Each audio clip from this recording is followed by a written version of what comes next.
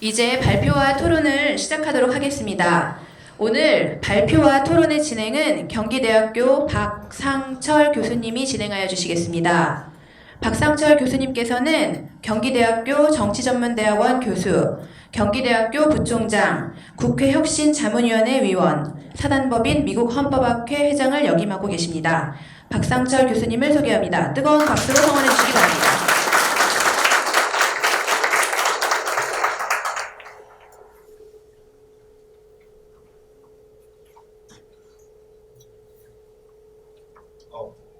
시작입니까? 죄송합니다.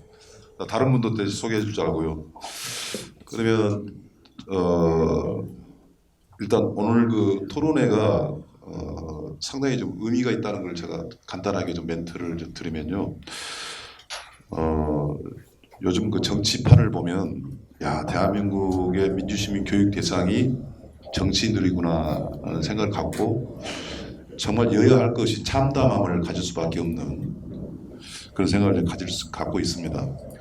그래서 제가 작년에 무슨 책을 쓰면서 대한민국은 민주시민사회인가 민주사회인가 했을 때만 해도 바로 민주사회란 말이 나올 수 있는 근거들이 많았거든요. 촛불혁명도 있었죠. 그런데 가만히 보니까 소통이 전혀 안 되는 겁니다. 민주사회에서 소통이라는 건 너무나 중요한데 겉만 이 절차만 민주적인 것이지 이건 너무나 형편없다 이거. 그래서 어떤 걱정이 되냐면 우리 이따 그 토론에 나오겠지만 어쩌면 소통과 토론이 없는 이 민주사회는 일관성 있는 독재사회고 독재국가보다 못할 수도 있다. 정말 이건 최악이다는 생각이 들고 그걸 치유할 수 있는 방법은 이제 민주시민 교육밖에 이제 없다고 봅니다. 그래서 그 임무가 많은 시민단체도 있지만 이미 시민단체는 또 상당 부분 정당보다 더 한쪽으로 편향돼 가지고 어쩌면 토론을 전혀 안 하는 진원지가 돼버렸고 그래서 선거관리위원회 역할은 굉장히 크고요. 특히 선거연수원은 정말 그 요람이 돼야 되겠다는 생각이 들고 그래서 마침 이제 어렵게 상임위원이 되셨습니다만 덕분에 유명해지셨잖아요. 조혜주 상임위원님과 송봉석 원장님이 조합을 이루니까 참 잘 될 수 있다는 기대를 갖습니다. 자, 이런 문제 제기를 제가 뭐 사회자로서 한번 그 외람되게 말씀을 드렸고요. 우선 이 모신 분들 제가 그 소개를 하겠습니다. 이 모신 분들 정할 때는 선거관리위원회하고 나름대로 여러 가지 연구 검토를 했습니다. 그래서 오늘 결과물이 그냥 단순한 행사가 아니라 그 민주시민 사회에 필요한 어떤 그 실적이 남도록 하기 위해서 이제 그동안에 이제 발표도 많이 하셨지만 또 색다른 좀 접근을 위해서 두 분을 발표자로 정했어요. 그래서 우선 한 분을 소개하면 다 아시는 분이겠지만 명지대학교 김영준 교수님 요즘 TV에서 너무 잘 나가서 부러워 죽겠어요. 그리고 선거학회 회장도 하시고 또 정치학회에서도 지금 이미 중진이 되셨습니다. 참 그 적극적인 분이세요. 그래서 오늘 발표에 큰 기대가 됩니다. 김영준 교수님 소개합니다. 그리고 이제 저도 아까 말씀드렸습니다만 이제 민주시민 교육은 어차피 중앙선관위가 중심이 될 수밖에 없는 여기마저 무너지면 대한민국 미래는 없다라고 생각을 합니다. 저하고도 상당히 뭐 오랜 관계를 맺었습니다만은 그래서 중앙선관위의 어떤 연구 또 역사의 산 증인이고 지금도 다양한 활동을 하고 계십니다. 그래서 선관위 차원에서 민주시민 교육을 어떻게 해왔으며 실질적으로 어떻게 할 것이다 하는 것을 좀 육성으로 좀 발표를 좀 해달라. 그래서 김현태 교수님을 모셨습니다. 김현태 교수님 소개합니다. 그리고 토론자도 머리를 참 많이 썼습니다. 우선 좌측에 계신 워낙에 유명하시고 맨날 발표만 하셨어요. 우리 홍윤기 교수님은 민주시민 교육에 대해서 아마 토론자로서 시간 이따 7분 이하로 드릴 텐데 너무 시간이 짧을 겁니다. 그러나 이제 토론자로서 한번 색다른 시각으로 말씀해 주시면 좋겠고 특히 이제 인문 사회과학보다는 인문학이라든가 철학적 측면에서 또 독일서 공부 정말 많이 하셨고 잘 아실 겁니다. 그래서 아마 소중한 토론이 나오실 것 같습니다. 우리 홍윤기 동국대 교수님 소개합니다. 그리고 선거인 제일 마지막에 소개할게요. 그리고 이제 우측에 역시 그 뭐니 해도 민주시민 교육에 있어서 어떤 그 시민단체의 역할은 굉장히 큽니다. 제가 아까 좀 약간 비판적인 이야기를 했지만은 그 대표성이 있는 분이 꼭 필요하다라고 하니까 이구동성으로 우리 이인환 위원님을 소개를 제가 받았습니다. 시민단체분을 사실은 좀 이렇게 여러분을 이렇게 모시는 것이 부담이 덜 갔을 틈에도 불구하고 오늘 이제 토론에 이제 이 구비하는 관계상 한 분 모셨는데 우리 시민단체를 대표해서 우리 이난현 그 위원님의 좀 좋은 토론 기대합니다. 이난현 위원님 소개하겠습니다. 그리고 이제 법학을 하는 사람들, 특히 헌법 하는 사람들의 이제 어떤 민주시민 교육에 대한 입장과 역할이 앞으로 굉장히 중요하다고 생각합니다. 중앙선거관리위원회가 있다면 또 헌법재판소가 있고 그런 것들. 그래서 이상하게 저 민주시민 교육의 어떤 그 멤버들의 보면은 법학자들이 좀 별로 많지가 않더라고요. 저도 이제 헌법학을 했습니다만, 그래서 지금 실질적으로 한국 헌법학계에 그 아주 큰 그 역할을 하고 있고 총무이사라고 계십니다. 이 조선대의 김명식 교수님 소개드리겠습니다. 김명식 교수님은 워낙에 좀 오라는 곳이 많아가지고 제가 미리 양해를 안 하고 갈게요. 발제 끝난 다음에 최초 토론자를 하셔가지고 잠깐 먼저 가도 이해를 해주십시오. 원래는 그렇게 건방진 사람 아닙니다. 자, 끝으로 역시 마찬가지로 토론하시는 분 중에서 이제 그 선관위, 특히 이제 선거연수원의 상징적인 인물이죠. 그리고 하도 유명해서 저희 학교도 그 한 모셔서 이제 초빙 교수님으로 강의를 하셨는데 너무나 인기가 좋으셔가지고 제가 샘날 정도였습니다. 그러나 우리 이정희 교수님도 이제 어느덧 이 민주시민 교육을 책임질 그런 위치에 이제 오셨다고 생각하고, 그래서 오늘 토론에서 그 전과 다른 각오의 토론을 저는 해주시라고 이제 큰 기대를 하고 있습니다. 이종희 교수님, 박사님 소개드리겠습니다. 그리고 토론 시간을 이렇게 할게요. 토론이 긴 것보다는 토론을 좀 활발하게 하기 좋겠다는 생각이 드는 게, 뭐 이게 발표하신 분도 여기 앉으신 분들 다 알겠지만 앞에 청중으로 앉아 계신 분들의 눈빛을 보면 바로 답이 나와요.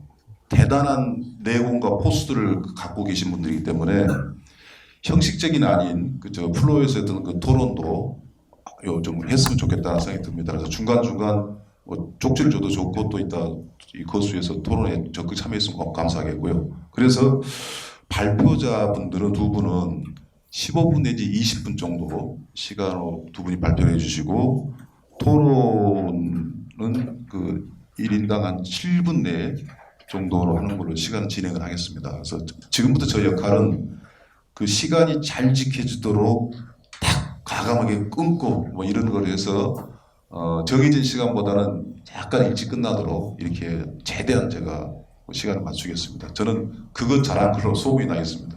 자, 여러분 토론 시작하기 전에 박수 한번 칩시다.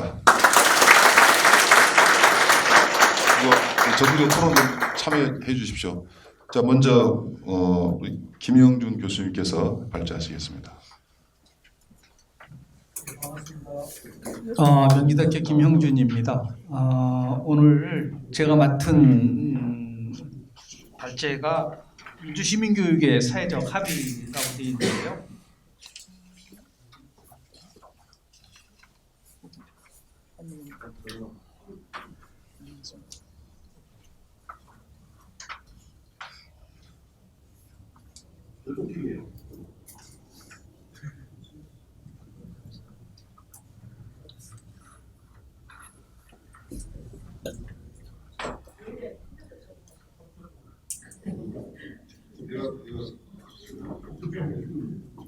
네.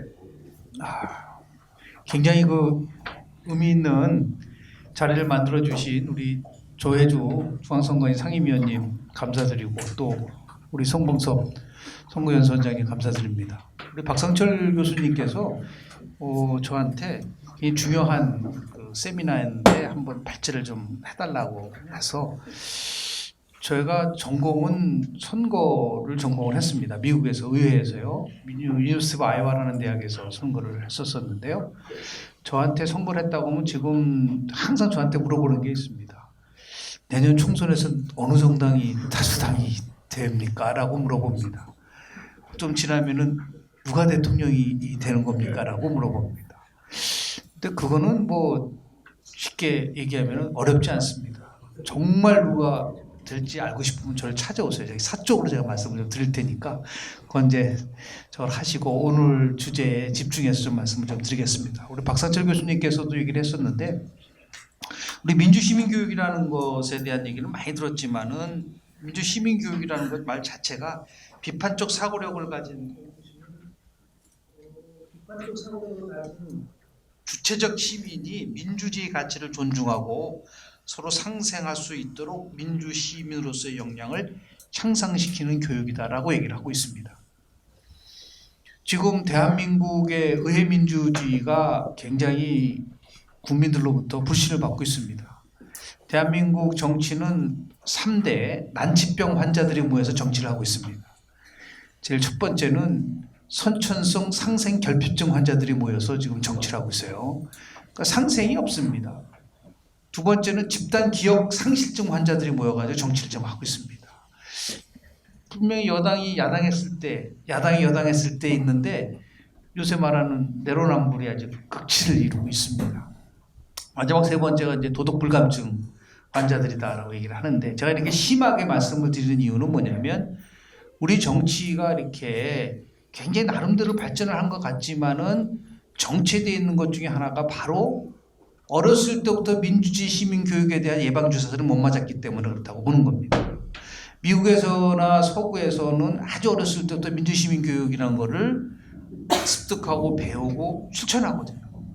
우리는 성인이 돼서 민주주의를 그냥 교과서 아니면 언론을 통해서 배우고 있기 때문에 민주시민교육이라는 것에 대해서 저게 뭐지라고 얘기를 하고 있고 더 나아가서는 민주시민교육 그 용어 자체에 대해서 거부감이 있는 경우도 있습니다. 왜냐하면 옛날 과거에 반공 이데올로기라든지 국가가 모든 것을 다 국민들의 교육을 담당하고 하면서 오히려 국민교육과 민주시민교육이랑 혼동하는 경우가 좀 있습니다. 그러다 보니까 민주시민교육에 대한 중요성이 있음에도 불구하고 굉장히 국민들 사이에는 아직 관심도가 떨어지고 있다. 더 나아가서 지금 우리 중앙선거관리위원회에서 지금 선거연수원에서 이 부분에 대해서 굉장히 역점적으로 하고 있는데도 불구하고 많은 국민들이 중앙선거관리위원회 위상에 대해서 잘 모릅니다. 중앙선거관리위원회는 독립적인 헌법기관입니다. 그걸 잘 몰라요. 우리 저 박명희 교수님 와 계신데 우리 박명희 교수님이 수능 출제자였습니다. 그 제가 얘기를 했어요. 박 교수한테 이번 수능에 가가지고 다음 같은 문제를 꼭 하나 내달라. 다음 중에서 독립적인 헌법기관이 아닌 기관이 뭔가 한번 꼭 했었어요. 그럼 대부분 다 틀릴 겁니다. 중앙선거관리위원회를 하면은 틀리면 그 다음부터는 이게 독립적인 헌법기관이구나를 알 정도가 됐었는데 우리 박 교수님이 이렇게 굉장히 중립적인 분이시기 때문에 별로 그 출제를 안 하셨어요. 이렇게 중요한 민주시민교육을 담당하고 있는 중앙선관위의 선거연수원이 갖고 있는 가장 중요한 기능은 결국은 우리가 성숙한 민주주의를 만드는 데 있어서의 어떻게 시민적 합의를 이뤄내냐는 겁니다. 세계 167개국의 그 민주주의를 측정해서 이코노미스트지가 매년 민주주의 지수를 발표합니다. 5가지 항목에 대해서 발표를 하고 있을 겁니다. 아마 선거 과정과 다원성이라든지 정부의 기능이라든지 정치 참여라든지 정치 문화라든지 또는 시민의 권리 이 5가지를 가지고 측정을 하거든요. 10점 만점에 2018년도 민주주의 지수는 우리는 8.0점이었었습니다. 21위였었는데요. 근데 애석하게도 이제 4개는 나누는데 컴플리트 디모크러시 완전한 민주주의 그 다음이 플로드 디모크러시 결함이 있는 민주주의인데 우리는 어떤 때는 컴플리트 디모크러시에 분류되어 있다가 최근에는 지금 플로드 디모크러시인데요. 꼭 뭐 결함 있는 민주주의라고 해서 우리가 뭐 비관할 필요는 없다. 왜냐하면 우리는 일본보다 높고 미국보다 높습니다. 이게 굉장히 높은 지수를 갖고 있다는 거죠. 근데 문제는 뭐냐면 이렇게 높은 민주주의 지수, 여기 보시면은 민주주의 지수에 대한 부분들이 나오는데요. 여기 지금 21을 기록하고 있습니다. OECD 3지 자격 문제는 뭐냐면 사회 갈등이 심화되고 있다는 거예요. 그러니까 민주주의가 활성화되면 될수록 민주주의의 가장 중요한 가치인 대화 타협을 통해서 서로 상생을 할 수 있는 이런 부분이 됨에도 불구하고 갈등은 굉장히 심화되고 있다. 그러니까 이런 모순들이 왜 발생되느냐라는 문제죠. 지금 제가 조금 전에 말씀드린 의회민주주의를 전공하고 있는 제 자신이 의회민주주의에 대해서 그렇게 비판적으로 얘기하는 이유 중에 가장 큰 거는 뭐냐면 민주주의에 대한 전체적 민주주의 있었지만 서브스텐셜 디모크라시, 실질적 민주주의 가치와 태도를 아직까지 내재화시키지 못하고 있다는 것이죠. 우리가 뭐 정치학 용어로 얘기하면 소셜라이제이션에 관련된 부분인데요. 이 소셜라이제이션이라는 게 제일 먼저 가정이라든지 학교라든지 동료 집단이라든지 아니면 직장이라든지 이런 쪽에서 민주 시민에 대한 태도와 가치와 신념이 형성이 돼야 되는데 우리는 그러지 못했던 부분들이 많습니다. 그래서 이것을 왜 그럼 이런 현상들이 나타나냐를 가지고서 심층적으로 분석을 해보면 딱 하나로 귀결이 됩니다. 제도가 없어서가 아니에요. 결국은 민주 시민 교육에 대한 사회적 합의가 아직까지 없다라는 겁니다. 우리가 보통 스웨덴에 대한 모델 얘기도 보시면은 스웨덴이 굉장히 높게 나오거든요. 여기 보시면은 OECD 국가 중에서 컴플리트 디모크라시를 얘기하는 여러 나라 중에서 굉장히 높게 나옵니다. 근데 그 나라를 가면은 보통 3C 민주주의라는 얘기를 많이 합니다. 우리는 3P인데 영어로 얘기하면 첫 번째 P라는 거는 폴라라이제이션, 극단의 정치예요. 양극화 정치도 지금도 뭐 목독하고 계시잖아요. 여야가 아주 진보와 보수가 아주 극단에 서서 얘기를 한다. 두 번째는 결국 포퓰리즘이다. 정책보다는 표를 얻기 위해서 인기 영합성에다가 부합하는 게 있고, 마지막 P라는 거는 파워 베이스다. 힘에만 의존한다는 거죠. 이게 이제 우리가 민주주의가 성숙된다면 이 3P가 3C로 전환이 돼야 되는데 첫 번째 C가 바로 컴프로마이즈, 타협하는 거죠. 두 번째 C라는 것은 코퍼레이션, 협조하는 것이고, 마지막 C가 바로 컨센서스, 합의를 이끌어내는 것이죠. 합의 민주주의인데 우리는 민주주의를 87년도 이후에 정말 나름대로 전체적 민주주의를 정했지만은 제가 경위 내리는 거는 대한민국의 민주주의는 아직까지 3.0 시대를 못 가고 있다. 첫 번째 민주주의는 이 권위주의적 민주주의였다. 그러니까 민주주의 투쟁을 해서 정권을 잡은 김영삼, 김대중 대통령도 국정 운영을 할 때는 굉장히 권위주의적으로 했다는 겁니다. 그 이후의 대통령, 예를 들어서 노무현 대통령이든 뭐 이명박, 박근혜, 지금 현재 문재인 대통령도 마찬가지지만 민주주의라는 것에 대한 얘기를 하고 있지만 이건 대결적 민주주의다라고 보는 것이죠. 이제는 우리는 민주주의 3.0 시대라는 것은 아까 제가 말씀드린 타협하고 협조하고 합의를 하는 민주주의 3.0 시대로 가야 된다. 그게 가장 큰 목표인데 그러기 위해서는 민주주의에 대한 철저한 이해가 우선적으로 돼야 된다. 이것이 우리가 어덜트 소셜라이제이션에서는 안 된다는 겁니다. 아주 어렸을 때부터 이 부분이 이루어져야 되는데 제가 지금 이 부분이 있지 않습니까?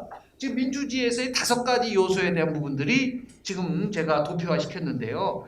저거는 미국에서요. 엘레먼터리 스쿨에서 아이들이 우리가 얘기하는 교육을 받는데 가장 먼저 나오는 것을 제가 요약한 겁니다.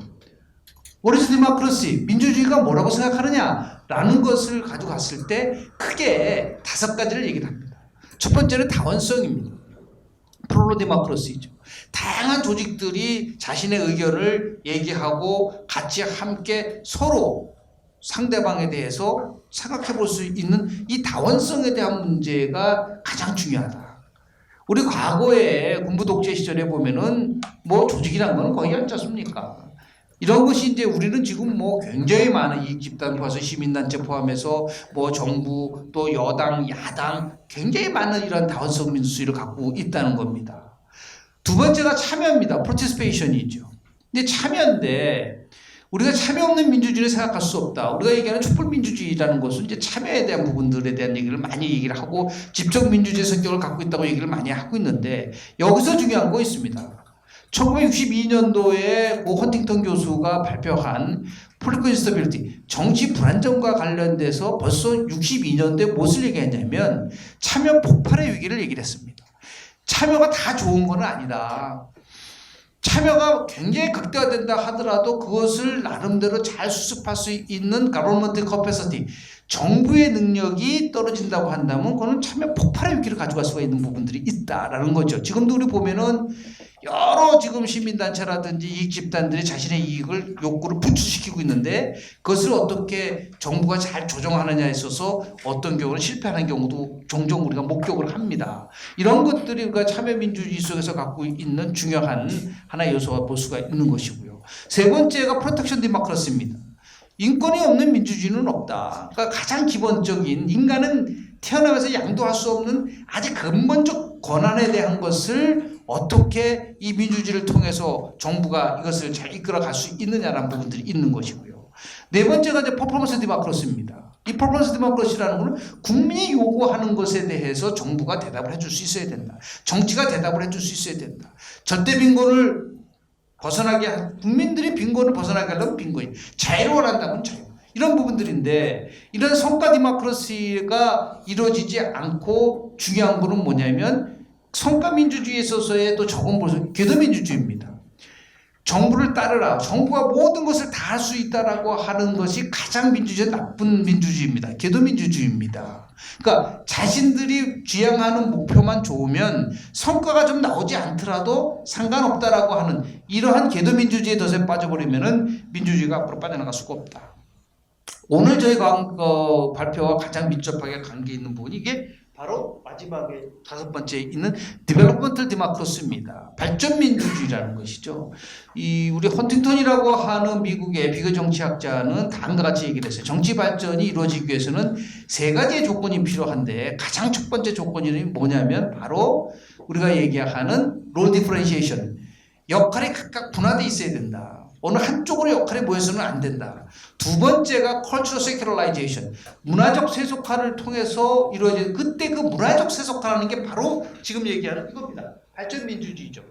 민주주의에 대한 신념과 태도가 일관성 있게 유지돼야 된다는 겁니다. 문제는 우리가 이중적인 부분들이 좀 있다는 거죠. 명분이라든지 형식이라든지 온정이라든지 이러한 권위주의라든지 이런 것이 지배가 되면은 민주주의가 위협을 받았을 때 그것을 일관성 있게 지켜나가지 못하는 이런 부분들이 나온다. 그러니까 민주시민교육의 핵심은 바로 민주주의 다섯 가지 요소 중에서도 마지막인 이 발전민주주의에 대한 부분들. 헌팅턴이 말한 세 가지는 바로 서브 시스템의 오토노미입니다. 하위 체제의 오토노미, 자율성을 얘기를 하는 것이죠. 우리 국회를 한번 보십시오. 이 국회에서의 역할 분화가 전혀 이루어지고 있지 않습니다. 위에서 당론으로 치면은 의원 개인 한 사람 한 사람의 역할이 없습니다. 그리고 정말 의회 민주주의에 대해서 내가 역할을 할 수 있을 것에 대한 인식이 아직까지 안 돼 있습니다. 마지막으로는 자율성이 없어요. 그래서 우리가 의회 민주주의가 계속해서 반복적으로 세 번의 정권 교체가 이루어졌음에도 불구하고 국민들이 봤을 때 미흡할 수밖에 없는 이유가 바로 여기에 있다고 보는 겁니다. 자, 그렇다면 민주시민 교육을 활성화시켜서 성숙한 민주주의를 만드는 데 대해서는 다 동의를 합니다. 근데 제가 조금 말씀드린 것처럼 합의를 못 이루고 있는데 왜 합의를 못 이루고 있느냐. 그래서 우리가 얘기하는 합의의 주체가 뭐냐. 얘기하는 큰 중에서 가장 큰 것은 패러다임의 변화입니다. 민주시민교육 패러다임의 전환이 있어야 된다고 저는 봅니다. 패러다임은 뭐 여러분 잘 아시다시피 1962년도에 토머스 쿤이 말한 예를 들어서 사회과학의 혁명을 얘기하는 것이죠. 한 시대를 지배하는 과학적 인식, 이론, 관습, 사고, 관념, 가치관들이 결합된 총체적인 틀을 얘기를 하는데 이것이 우리가 그동안 민주시민교육에서 갖고 있는 패러다임이라는 것은 어떤 식으로 진행이 됐느냐 하면은 이거는 어떤 나름대로 아주 어렸을 때부터 진행이 되는 것보다는 조금 성숙되고 나서 민주시민교육을 하는 것으로 많은 생각을 했었다는 거죠. 이전에 제가 말씀드린 것처럼 어렸을 때부터 민주시민에 대한 교육에 대한 예방주사를 맞아야 할 정도로 이거를 바꿔야 된다는 거죠. 우리 지금 초등학교의 교과서에 대한 분석 부분들도 집중적으로 해보면 이 민주시민교육에 대해서 차지하는 콘텐츠가 굉장히 부족하다. 그리고 그 안 속에서 즉 뭐 여성가족부나 그 부분에 대해서 많은 저걸 비교 분석을 해본 적이 있는데요. 아직까지도 여성과 남성이 있어서의 남성이 여성보다 우월할 수 있다는 생각을 많은 부분을 갖습니다. 그래서 제가 그 여성가족부에다가 요청하고 있는 게 뭐냐면 우리 한 20년 정도의 패널 조사를 한번 해보자. 지금 초등학교 1학년 학생들이 20년 후에 어떻게 변화되는지, 어떤 과정을 거쳐서 생각을 갖게 되는지에 대한 그런 20년 패널 프로젝트를 하자라고 했는데 우리나라에서는 2년만 3년만 지나는 것도 예산 책정이 안 된다고 하는 아주 그 별로 이렇게 좋지 않은 소식을 들었었는데요. 지금 얘기하는 이러한 그 우리가 얘기하는 국가를 보면은 민주 시민이라고 하는 것을 국가 교육 과정의 필수 교구 과정으로 해야 된다는 거죠. 지금 우리는 아직까지 이 부분에 대해서는 합의가 이루어지고 있지는 않는 것 같습니다. 지금 이제 프랑스는 98년도, 영국은 2002년도에 시민 교육을 교육 과정의 필수 과정으로 지금 아예 제도화를 하고 있다. 우리는 뭐 정치 교육이라는 말을 쓰면 굉장히 싫어하고 있지 않습니까? 일본은 국민 교육이라는 말을 쓰고 다른 나라는 시민 교육이라는 말을 쓰고 있는데요. 17분이 지났는데요. 저 이거 좀 해놨는데 얼른 해놨는데 되게 빨리 지나가네. 하여튼 속도를 내겠습니다. 5분 더 쓰겠습니다. 네, 17분에 맞췄거든요. 자, 그래서 두 번째 합의는 뭐냐면 민주시민교육의 합의 도출을 받기 위해서 누가 민주시민교육을 해야 하냐라는 겁니다. 이 교육 주체를 얘기하는 거거든요. 지금 보면은 행정부 주체형이냐, 입법부 주체형이냐, 민간 주체형이냐, 중앙선관위 주체형이냐라고 얘기를 하는데 이 각각의 나름대로의 장단점은 있습니다. 그러나 분명한 것은 이 어떠한 것도 보다도 꼭 중앙선관위에서 지금 발표해서 그랬던 것은 아니고 평소에 독립적인 헌법기관이 중앙선관위가 보십시오. 여기 보면 조직운영의 자율성과 미수가 용이하고 정치적 중립성이 요구되면 전국교육 조직이 가능하고 예를 들어서 정치교육의 전문성 및 노하우가 가장 많기 때문에 저는 중앙선관위가 중심이 돼서 이 민주시민교육을 활성화하는 그런 주체로 바뀌었으면 좋겠다라는 말씀을 좀 드리고요. 세 번째에 어떤 합의를 해야 되냐, 무엇을 그럼 교육할 거냐라는 문제입니다. 지금 보면은 뭐 여러 가지 좀 우리 토론자분들도 계시고 하지만은 민주시민교육에 있어서의 핵심은 주권의식을 함양하고 선거 정치 과정에 능동적으로 참여할 수 있는 거, 민주시민교육을 구체화하고 실효성을 확보하기 위해서 교육내용에 대한 중요한 거는 체계적이고 지속적인 학습이 필요하다고 보는 것이죠. 내용이 중요한 것이 아니라 우리가 얘기하는 일관성과 나름대로의 지금 얘기하는 지속성을 어떻게 확보할 수 있느냐라는 문제, 여기에다 우리가 좀 더 많은 중점을 봐줘야 되지 않느냐라는 걸 봅니다. 지금 보면은 민주시민교육의 핵심 역량을 보면 1단계, 2단계, 3단계로 나눠서 굉장히 복잡하게 되어 있지만 결론은 뭐냐면 이것을 어떻게 일반 국민들이 내재화시킬 수 있느냐라고 하는 부분 속에서 우리가 포커스를 맞춰야 된다고 좀 봅니다. 그러지 어떤 제도화가 필요하느냐. 지금 대한민국 국민들이 1인당 800원씩 해서 정당에다가 국고보조금을 줍니다. 잘 몰라요, 국민들이. 우리 바로 적극적으로 홍보해가지고 정당에 대한 국고보조금을 폐지시켜야 된다고 제가 주장을 하고 있는데, 왜냐하면 저렇게 돈을 많이 줬는데 정당이 엉망진창이잖아요. 그런데 지금 독일 같은 경우에는 아데나워라든지 나우누만이라든지 우리와 비슷한 시기에 정당이 친화적인 정책 연구소에서 민주시민교육을 하도록 의무화되어 있습니다. 전체 정치 자금의 30%는 우리 지금 정책연구소에다 쓰게 돼 있거든요. 이 중에 상당한 부분은 시민교육을 할 수 있도록 의무화시킬 필요도 있고요. 선거운동 개혁에 관한 합의가 좀 있어야 된다. 그러니까 선거가 민주시민교육의 가장 핵심적인 장이거든요. 그런데 우리는 여러 면에서 봤을 때 선거에 있어서 유권자와의 접촉이라든지 아니면 이게 굉장히 제한적 요소들이 많습니다. 어떻게 이것을 우리가 정책 효능감을 강화시킬 수 있도록 할 것이냐에 대한 부분하고요. 우리 박상철 교수님이 제가 알기로는 2016년도에 한 그 보고서가 바로 수요자별 맞춤형 민주시민교육을 하자라고 하는 부분이 있었었는데요. 그 저절로 필요하다고 봅니다. 마지막으로는 제가 정치 축제를 통한 민주시민교육의 강화. 제가 스웨덴에서 알마달렌의 그 정치 박람회를 아주 자주 참여를 합니다. 정치 축제가 될 수 있게끔 할 수 있는 이것을 아마 우리 작년에 제가 10월달에 이렇게 와서 정치 축제를 우리 여기서 한 부분들이 있는데요. 이거를 조금 이제 좀 스웨덴처럼 확대를 해서 제 주장은 제가 2014년도에 보수 성향, 진보 성향, 세 분의 청년들을 모시고 가서 그 정치 축제를 참여한 적이 있었습니다. 일주일 동안요. 그러면서 나온 결론은 뭐냐면 우리도 이것을 좀 확대를 해서 제가 참관기를 썼는데 한 8월 첫째 주 우리 제주도 같은 섬에서 스웨덴식 방식의 이 정치 박람회를 통해서 정치가 국민들에게 사랑을 받아서 다만 중요한 것은 스웨덴의 정치 박람회에서는 약 한 3,000개의 세미나가 있습니다. 그런데 정치적 쟁점과 관련된 세미나는 할 수가 없어요. 100% 정책과 관련된 세미나입니다. 어린아이들이 처음에 안경을 썼을 때 이 눈의 도수가 유지될 수 있는 방법이 뭘까? 이런 식의 아주 굉장히 구체적이고 민생과 관련된 정책 세미나만 허용을 하게끔 한다고 한다면 제가 볼 때는 그 정치 축제의 장을 통해서 민주시민의 교육에 나름대로 학습장으로 쓸 수 있지 않을까 생각을 하면서요. 결국은 민주주의의 시작은 아주 어렸을 때부터 교육을 통해서 이루어질 수 있는, 그래서 빨리 우리가 이런 사회적 합의를 도출할 수 있는 지혜가 필요하지 않을까라는 생각이 좀 들고요. 그 역할을 우리 중앙선관위와 선거연수원에서 많이 좀 적극적으로 참여를 해서 이것을 좀 결실을 맺으면 좋겠다는 말씀을 좀 드리면서 발표 마치도록 하겠습니다. 감사합니다. 네, 감사합니다. 여러분에게 참 좋은 발제가 된 것 같고요. 역시 우리 조혜주 상임위원님하고 송봉석 원장님한테 결론적으로 아주 큰 짐을 드린 겁니다.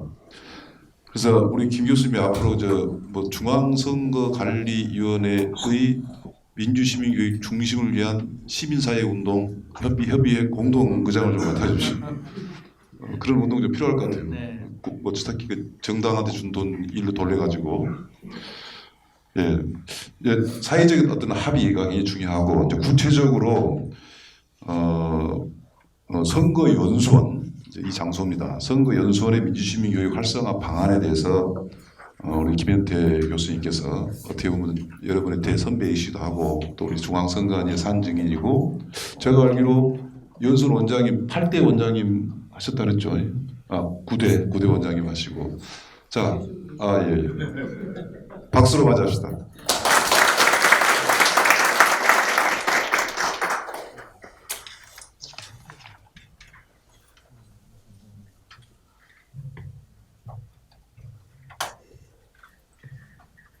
네, 방금 소개받은 김혜태입니다. 제가 9대 그 선거연수원장으로 재직했었는데 원래는 여러분께 그 말씀드리면은 이 연수원의 창설 멤버입니다. 96년도에 교학과정 하면서 연수원에 여기 처음 창설했을 때 제가 여기 참여했었고 지금 여기 지금 두 번째 방문인데 여러분들 이렇게 큰 건물을 보고 연수원이 큰 건물을 이제 가졌는데 여기에다가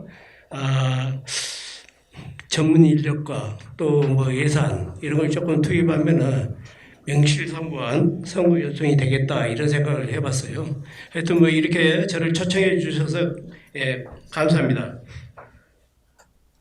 제가 눈이 조금 나빠가지고 좀 이렇게 양해를 해주시고 슬라이드로 해서 말씀드리겠습니다. 먼저 우리나라 이렇게 보통 지금 두 가지 그림을 제가 만들었는데요. 좌측은 이제 촛불 집회는 아니고 옛날 87년도 민주화 운동이라든가 이런 걸 지금 상징하는 그림이에요. 그리고 오른쪽은 우리 지금 국민소득이 3만 불이 넘었잖아요.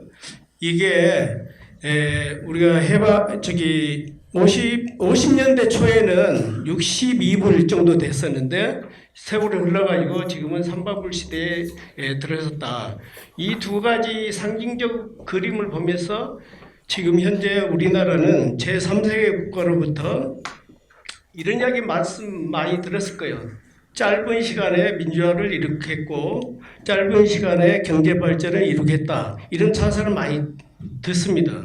또 여기 선거연수원도 애국의 애국 관계자들이 와가지고 선거 또는 뭐 정치 교육을 받고 있지 않습니까? 이런 것들이 다 이거와 관련돼 있어요. 그래서 우리나라 대통령들은 외국에 나갈 때마다 너무 이런 이야기를 많이 들어가지고 외국에 나가면 싱글벙글 하시죠. 그런데 좀 우리가 좀 그 안쪽을 더 보면은 과연 우리나라 민주주의가 제대로 이루어지고 있느냐 이런 걸 굉장히 의심이 가죠. 87년도 헌법 개정 이후에 제가 이제 몇 가지 의문을 제기했어요. 우리나라 민주주의는 제도에 성공하고 공고가 되었나요? 일부 학자들이 한 10년 전에 이 정도에는 우리나라 민주주의 이제 제도화가 거의 됐다 이렇게 막 이야기를 했었는데 저는 그게 반대 생각을 갖고 있어요. 지금도 헌법 개정 문제도 나와 있고 제도화가 쉽게 이루어지지 않고 있다. 공고화는 더구나 더 말이 안 되는 거죠. 그리고 대화와 타협에 의한 협의 정치는 잘 되고 있느냐. 아까 김 교수도 말씀을 하셨지만 우리나라 정치의 한 단면이죠. 적의의 정치라고 저는데요. 좀 적대적 정치 이렇게 표현을 하고 있는데 이런 것들이 일상화돼 있죠. 이렇게 안 되는 이유가 뭘까? 제도 문제냐, 문화의 문제냐, 사람의 문제냐. 저는 이제 사람의 문제를 최우선적으로 보고 있어요. 그렇기 때문에 민주시민교육은 필요하고 이런 것을 어떻게 할 거냐. 이게 우리한테 놓여진 과제라고 생각합니다. 그래서 제가 이제 주제를 선거연선의 민주시민교육 활성화이기 때문에 선거연선이 어떻게 해야 될 것인지 요거에 대해서 이렇게 초점을 맞춰서 말씀을 드리겠습니다. 자, 한국 정치 최근 특징은 오른쪽에 있는 것과 같이 너무 빨리 변하고 있어요. 그런데 내가 5가지를 좀 언급을 했어요. 매우 역동적이다. 지금 물론 뭐 보수 진보 좌파 우파 이게 명확하게 가르기는 좀 어렵지만은 이 정파적 차원에서 권력 변동이 일어나고 있다는 것은 굉장히 큰 자산이에요, 사실은. 이렇게 못하는 국가가 세계적으로 굉장히 많습니다. 그래서 다른 나라가 우리나라를 부러워하죠. 굉장히 역동적이다. 그 다음에 빠른 세대 교체가 이루어지고 있다. 지금 원래 정치 권력이라는 거, 정치 권력을 갖고 있는 정치 세력 이런 것들이 옛날에 군과 학생이었던 시대에서 점점 사회단체라든가 노동자 뭐 이렇게 쭉 넘어가다가 시민사회 쭉 이렇게 계속 변동이 되고 있죠. 또 노무현 정권 탄생 때에는 이제 팬클럽이라 해가지고 이런 정치인 팬문화 이런 것들도 하나의 정치 세력으로 등장을 했고 이런 이제 세대 교체가 계속 이루어지고 있고요. 그다음에 기존 정치 체제의 한계다. 모든 학자나 또 뭐 정치에 관심 있는 사람들은 다 그렇게 이야기합니다. 이대로는 좀 안 되겠다 이런 생각을 하죠. 저도 마찬가지예요. 지금 현재 87년 헌법 체제로서는 국민의 요구와 지지나 이런 것을 수용할 수 없는 지경에 이르지 않았느냐. 정치 체제라든가 정치 제도가 변화하지도 않고 또 정치 과정이 선순화되지도 않고 그렇기 때문에 문제가 있다 이렇게 보고 있죠. 그다음에 현재 뭐 전자민주주의 양상은 우리가 다 목격하고 있죠. 어느 때나 자기 정치적 의사를 발표할 수도 있고 또 결집시킬 수도 있고 이런 시대에 살고 있죠. 그다음에 전통적 정치 문화의 약화 이거를 굉장히 이제 문화적 측면에서 보면요, 우리가 옛날에는 선배나 나이 많이 드신 분들한테 굉장히 깍듯이 하고 그러잖아요. 요새는 세상이 달라졌어요. 절대 그러지 않습니다. 합리적 요소가 거기에 개입돼 있고 오히려 이런 연소이나 중앙선거 관련해도 마찬가지일 거예요. 새로 들어온 직원들이 훨씬 능력이 더 좋습니다. 스펙도 좋고 다른 말로 이야기하면 그런데 그런 시대 지금 우리가 가독에 살고 있는 거죠. 결국은 한마디로 이야기하면 한국 정치의 최근 특징은 변화가 굉장히 빠르게 되고 있다 이렇게 말씀드릴 수 있겠어요.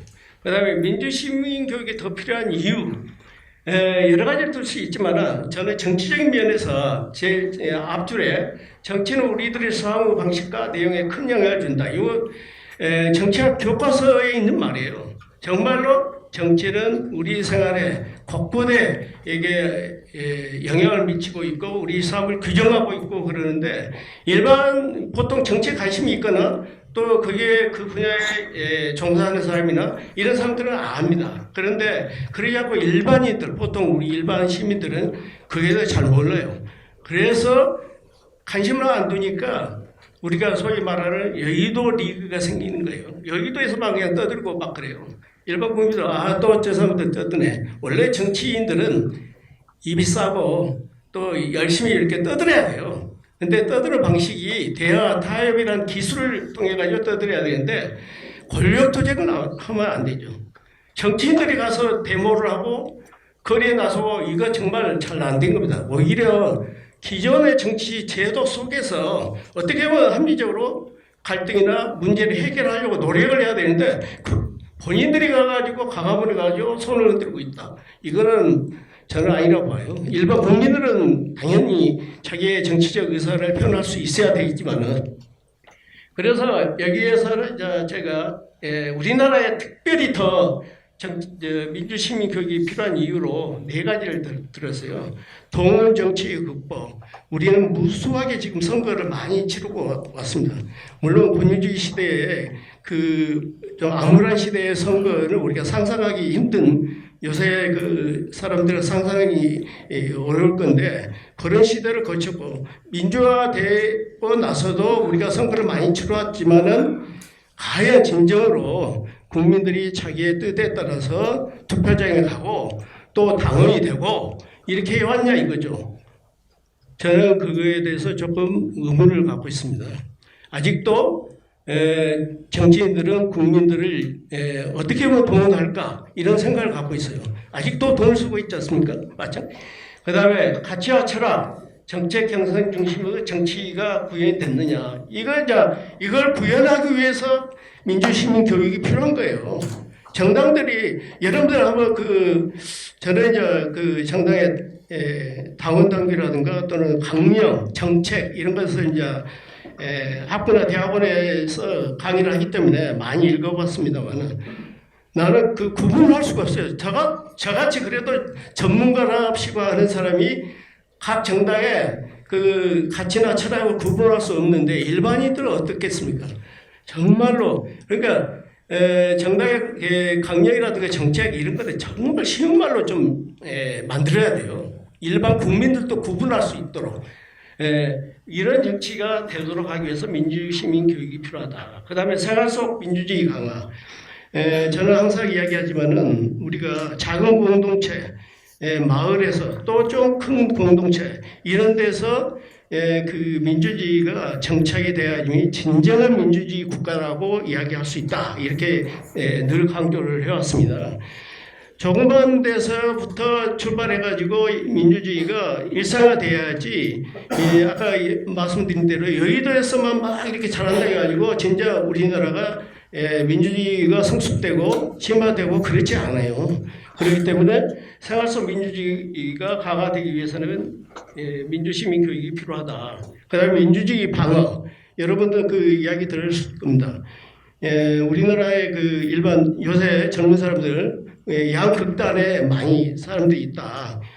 소위 일배 현상이라든가 이런 것도 있고, 물론 헌법 체제 내에서 이루어지면 괜찮지만 그걸 넘어서는 경우는 우리나라 민주주의가 굉장히 위험해질 수 있다는 거. 조금만 길이 보이거나 조금 문이 열리면요, 그게 한꺼번에 쏟아질 수가 있습니다. 그렇기 때문에 이를 방어하기 위해서라도 민주시민 교육이 더 필요하다 이렇게 말씀드릴 수 있겠습니다. 자, 한국 민주시민 교육의 추진 과정을 약간 대략적으로 말씀드리면요. 87년 이전까지는 이렇게 우리가 생각할 필요는 없지만 아까 같이 체제 교육이라든가 정권 유지 교육 이런 거에 이제 치중했고요. 민주화 이후에 시민의 힘이 증대되고 공교육에서 민주시민이 강조되면서 우리가 민주시민 교육이라는 용어도 쓰게 됐고 이렇게 됐습니다. 그래서 95년도에 민주시민 교육학회가 설립됐고 96년도에 선거연수원이 설립이 됐어요. 그 다음에 97년도에 민주시민 교육 포럼 창립 등 이래서 쭉 왔는데 2016년도에 제가 논문을 쓰면서 2012년, 2016년도 박근혜 정권 때 그 공교육 그 계획서를 보니까 정말로 민주시민은 계획 그 자체를 빼버렸어요, 장에서. 그런데 지금 이제 문재인 정권 와가지고는 완전히 180도 또 바뀌어졌죠, 그것을. 그렇기 때문에 굉장히 아마 교육부라든가 이런 데 혼란이 좀 있을 것이라고 생각이 돼요. 자, 민주시민교육 최근경에서 국회를 보면은 우선 민주시민교육과 관련되는 법률안 제출 사항을 제가 정리를 했어요. 지금 현재 계류 중인 게 2건이 있는데 그게 주무기관으로 행정자치부 장관하고 국무총리로 이렇게 해놨죠. 근데 저걸 가해 보면은 지금 현재 집권당인 민주당 측 인사들은 지금 행정부에다가 주무기관으로 하는 경향이 있고, 지금 현재 야당이었던 정당들은 국회라든가 또 중앙선거관리위원회 이런 식으로 이렇게 조금 그 주무기관을 달리 지정한 게 특색입니다. 왜 그럴까요? 그런데 물론 뒤에서 나오지만은 의문을 갖습니다. 자, 다음 행정부와 지방자치단체인데 뭐 좌측에 있는 건 뭐 생략하고 시도에 민주시민교육과 관련해서 조례 보유 시도를 제가 표시를 해놨어요. 하얀색 있는 데가 조례를 갖고 있는 시도예요. 그리고 분홍색이 없는 시도죠. 그런데 이상하게 여기만 보더라도 좀 이상하지 않습니까? 좌우로 나눠져 있다고 생각되지 않아요? 동쪽, 서쪽으로. 그러니까 이런 것들, 기본적인 왜 그런가 우리가 다시 한번 생각을 해봐야 되죠. 시민사회단체의 그 최근 경향은 지금 현재 우리나라에 한 15,000개 가까이 단체가 있어요. 그런데 3가지 유형으로 있습니다. 그래, 독립형이 있다. 독립형은 자체 예산으로 이렇게 교육시키거나 연수를 하는 데고, 유타형, 다른 말로 수타형이죠. 국가나 지방자치의 보조금 지원을 받아서 하는데, 그 다음에 출연형, 민주화운동 기념사업회라든가 이런 데 법에 의해서 국가나 뭐 지방자치단체로부터 이제 출연을 받아가지고 그 예산으로 활동하는 데가 있는데, 뭐 현재 그 최근에 여기 이제 민주화운동 기념사업회에서도 오셨지만은 전국 민주시민교육 네트워크라는 것을 출범을 시켰어요. 그러니까 단체별로 해서 묶음을 했는데 저는 그거 바람직하다고 봐요. 다만 이제 그게 너무 이제 우리나라가 우파든 좌파든 또 진보든 보수든 단체들이 굉장히 많은데 이런 단체들이 같이 섞어가지고 네트워크를 하면은 굉장히 좋은데 특정한 대로 쏠리면은 또 다른 또 의심을 받을 수가 있다, 이런 이제 그런 생각이 있습니다. 그 다음에 이걸 이제 정리를 하면은 특징과 한계로 이렇게 제가 정리를 했는데 분산형이다. 그러니까 우리는 독일과 같이 국가 주도로 일어나는 형은 아니다. 왜냐하면 선거연선이 하기는 하지만은 민주시민 교육을 하기는 하지만은 제가 보기에는 굉장히 적어요. 그 활동 영역도 적고 국가 전체적으로 어떤 주축 어떤 체계를 갖고 있는 것도 아니고, 그다음에 공감대가 굉장히 부족하지 않습니까?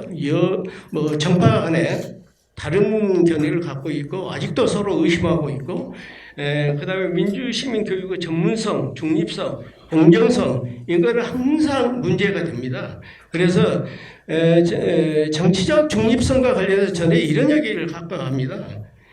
이 현장에서 교육 현장에서 보면은요, 정치적 중립이 하도 강조하다 보니까 소극적 중립성, 그러니까 정치적 이야기를 안 하는 것을 중립성으로 오해하는 경우가 있어요. 오히려 정치적 중립은 똑같은 그 비슷하게 다뤄지고 또 다른 정파 간의 그 견해도 같이 이야기가 되고 이게 정치적 중립인데 우리는 조금 달리 운영되고 있다. 그 다음에 민주시민교육 규모와 성과 문제. 시민단체나 공교육에서도 이제 약간 변화를 일으키고 있지만은 시민단체나 이런 데서 그 교육하는 거 보면요, 민주시민 교육이라기보다는 그냥 시민교육 또는 해용교육 뭐 이런 식의 그런 모습들, 그 행태들도 많이 있고요. 실질적으로 선거연선에서 하는 민주시민교육과로 보면은 질과 양적인 측면에서 조금 차이가 있다 이렇게 보고 있습니다. 자, 선거연선의 설립과 발전. 아까 제가 여기 선거연선에 96년도에 교학과정으로 와가지고 했는데 제가 한 가지 말씀드릴게요. 저기에 선거 및 정당 관계자에 대한 연수과정 신설인데 원래 제가 저걸 하면서 그때 당시 기획국장, 그다음에 그때 당시 사무총장 이런 간부들하고 굉장히 많이 싸웠어요. 싸우기도 했어요, 실제. 선거 및 정당 관계자 연수 이 말이 들어가니까 옛날 우리 선배들께서 야 네가 어떻게 그거 정당 당원들을 연수시킬 수 있어? 교육시킬 수 있어? 이런 말까지 들었어요, 사실. 그런데 저걸 관철해 놨기 때문에 여러분들이 오늘날 이게 선거 관계자 연수가 이루어지는 거예요. 그때 당시 옛날 우리 그 선배들은 굉장히 반대를 했어요. 어떻게 정당에 대해서 그 교육이 되고 연수가 될 수 있느냐. 이 과거의 하나의 비하 스토리라면 스토리 한번 말씀드렸습니다. 참고하시기 바랍니다. 그 다음에 선거연선의 민주시민교육과정은 21개 과정이 있더라고요. 그런데 이걸로 봐가지고 많이 한 것 같지만은 사실은 뒤에 나오지만은 총 한 1,000만 명 가까이 되잖아요. 우리나라 민주주의가 굉장히 선거연선 때문에 많이 높아졌나요? 성숙됐나요? 심화됐나요?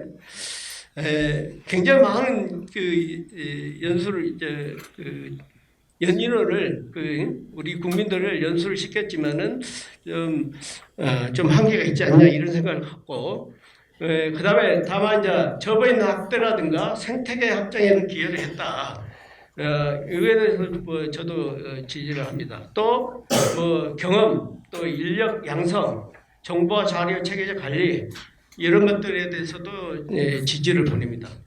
자, 선거연선의 민주시민교육 관련해가지고 주요 과제는 뭐냐? 제가 4가지로 이렇게 좀 부분을 냈어요. 이게 지금 우리가 선거연선이 안고 있는 과제다 이렇게 말씀드리면서 뒤에 활성화에 대해서 말씀드리겠습니다. 목표와 방향성, 내용은 명확화해서 우리 선거연선뿐만 아니라 중앙선거관리위원회 차원에서도 중장기 마스터 플랜이 있어야 되지 않느냐 이런 생각을 가져요. 그러니까 5년, 10년, 20년, 50년, 100년 뒤에 우리나라는 어떤 모습의 민주주의를 하고 있느냐 이런 것까지 계획화되고 그런 것들이 되고 나서 단위 계획이 세워지고 이렇게 해야지 일관성을 가질 수가 있잖아요. 우리가 그 다음에 기반조사, 다양한 전략이 요구된다. 그러니까 우리가 전국적으로 민주시민교육이라든가 이런 게 지방자치단체라든가 또는 일반 사회단체에서 막 실시되고 있다고 하는데 과연 그 속에 제대로 된 교육이 이루어지고 있는지 이런 것에 대한 실태 조사를 우리나라 어떤 정부기관에서 할 수 있는 기관은 없다고 봐요. 선거연선 빼고는. 이게 필요하다. 그 다음에 민주시민교육 내용을 특화가 필요하다. 이거는 그러니까 선거연수원이 무슨 이쪽에 다 경제 분야라든가 사회 분야, 문화 분야 이런 걸 이야기할 수는 없지 않습니까? 민주시민교육은 그 핵심은 정치교육이에요. 그래서 정치교육, 이 정치 쪽에 특화를 좀 시켜야 된다. 이런 말씀 드리고 싶어요. 그 다음에 공감대 학생과 관련해서는 여러 가지 민주시민교육 발전위원회를 구성을 운영하면 어떠냐. 나중에 이제 제가 중재위원회라고 이걸 명칭을 또 달았는데 이게 빨리 좀 선거연선에 필요하다.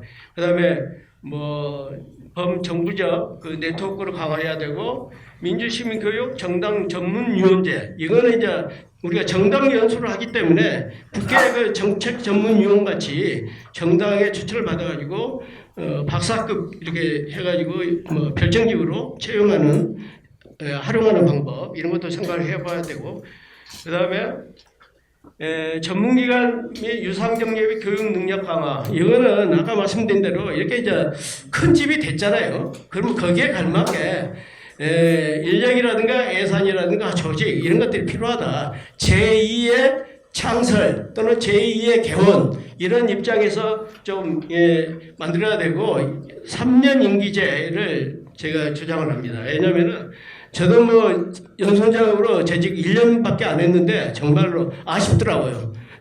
그래서 어느 정도 이렇게 오랫동안 해야 되고 그 다음에 여기에 이제 연구소 같은 것도 필요할 것 같아요. 연선에 별도로. 그 다음에 지방 단위에서 지금 민주시민 교육이 이루어지는데 지방 선관위에서 이루어지지 않습니까? 그러면 선거 연선 명의는 아니잖아요, 사실상. 그래서 이것을 선거 연선 명의로 할 수 있는 그 기존의 공조직에다가 포개는 다른 조직을 하나 만들 조직화를 할 필요가 있다고 저는 봐요. 그래서 뭐 몇 개 부식을 합해가지고 선관위를 합해서 하나 조직센터로 만든다든가 이런 방법들 이렇게 하시면 될 것 같고 그 다음에 이제 전문성을 제고하기 위해서요. 민주시민 교육 소재 발굴, 교재 편찬 연구 이런 것도 좀 활성화돼야 된다. 그 다음에 전문 강사와 자체 연구 인력 양성, 외부 전문가 활용. 저도 정치학을 공부를 했지만은 정치학이 어려워요. 정치학 전문가한테 민주시민 교육 하라고 하면요. 그렇게 쉽지 않습니다. 그게 쉬운 것 같아도 민주주의 이론으로 흘러버리고 잘 안 돼요. 실제로. 그렇기 때문에 이거에 대해서 조금 더 특별하게 생각을 해봐야 돼요. 그 다음에 애국과 교류 이런 것도 좀 계속 증진해야 된다. 결론적으로 그동안의 그 선거연선의 활동에 대해서 지지를 보냅니다. 그렇지만은 우리가 이게 민주시민교육이 잘 되려면요. 그 부수적인 게 조금 해결돼야 돼요. 선거권, 입당 연령, 선거운동의 자유, 정당의 당내 민주주의 이런 것들이 좀 같이 이루어져야 되고요. 나머지는 뭐 계속적, 지속적으로 노력을 해야지만이 우리나라 민주시민 교육이 제대로 이루어지고 우리나라 민주주의를 좀 더 성숙시키고 심화시킬 수 있지 않느냐 이렇게 결론을 내리면서 이상 마칩니다. 감사합니다. 제2의 개원을 해야 된다는 말은 굉장히 중요한 것 같습니다. 제가 가끔 이제 이런 말을 하거든요. 원시인들이 이끌어간 사회를 원시사회라고 그러고 산업 역군들이 이끌어간 사회를 산업사회라고 하면 민주사회는 민주시민이 이끌어가는데 민주시민을 선관위에서 좀 제조를 좀 해줘야 된다는 결론이 또 나옵니다. 아까 우리 김영주 교수 말씀했지만 우리가 여기 왔다고 해서 그런 말을 하는 것은 결코 아니고요. 뭐 선관위가 뭐 애국의 무슨 민주주의를 수출한다 뭐 이런 말을 듣고 저는 차라리 거꾸로 만든 말입니다만 내수민주주의. 우리가 수출 잘하잖아요. 수출 경기 잘 돼도 내수 경제가 엉망이지 않습니까? 그러니까 민주주의도 그게 굉장히 중요해서 한국적으로 맞는 것을 좀 해내는 것이 굉장히 중요하다고 생각하고 제가 왜 이렇게 사회자가 말을 좀 강하게 하냐면 방금 이걸 뒤져보니까 국회의원들 난장판이에요. 문희상 의장님하고 이미자 의장 성추행했다. 둘 다 병원에 입원했어요 지금. 이게 지금 말이 됩니까 이게? 그래서 아까 그 정당 관계자를 갖다가 하위직부터 상위직까지 다 민주시민 교육의 대상으로 삼는다는 것은 굉장히 중요할 것 같습니다. 자 그러면 이제 토론에 들어가서 좀 시간들을 참 잘 지켜주셔가지고 아마 생각보다 좀 일찍 마칠 수가 있고요. 또 토론도 약간 할 수도 있을 것 같습니다. 지금 먼저 우리 김명식 교수님부터 아까 미리 양해를 좀 구했습니다. 현재 지금 조선대학교에서 그 교무처장 등 여러 가지 학교 일도 하시지만 특히 학회를 참 많이 하십니다. 그래서 헌법학회하고 또 미국 헌법학회 뭐 그에서 상당히 많은 큰 역할을 하고 아마 오늘 토론하시면서 좋은 말씀도 주겠지만 또 많은 말씀 듣고 또 헌법학회에도 할 일이 또 뭔가도 또 깨닫고 가실 수도 있다고 생각합니다. 우리 김명식 교수님 모시겠습니다. 네, 반갑습니다.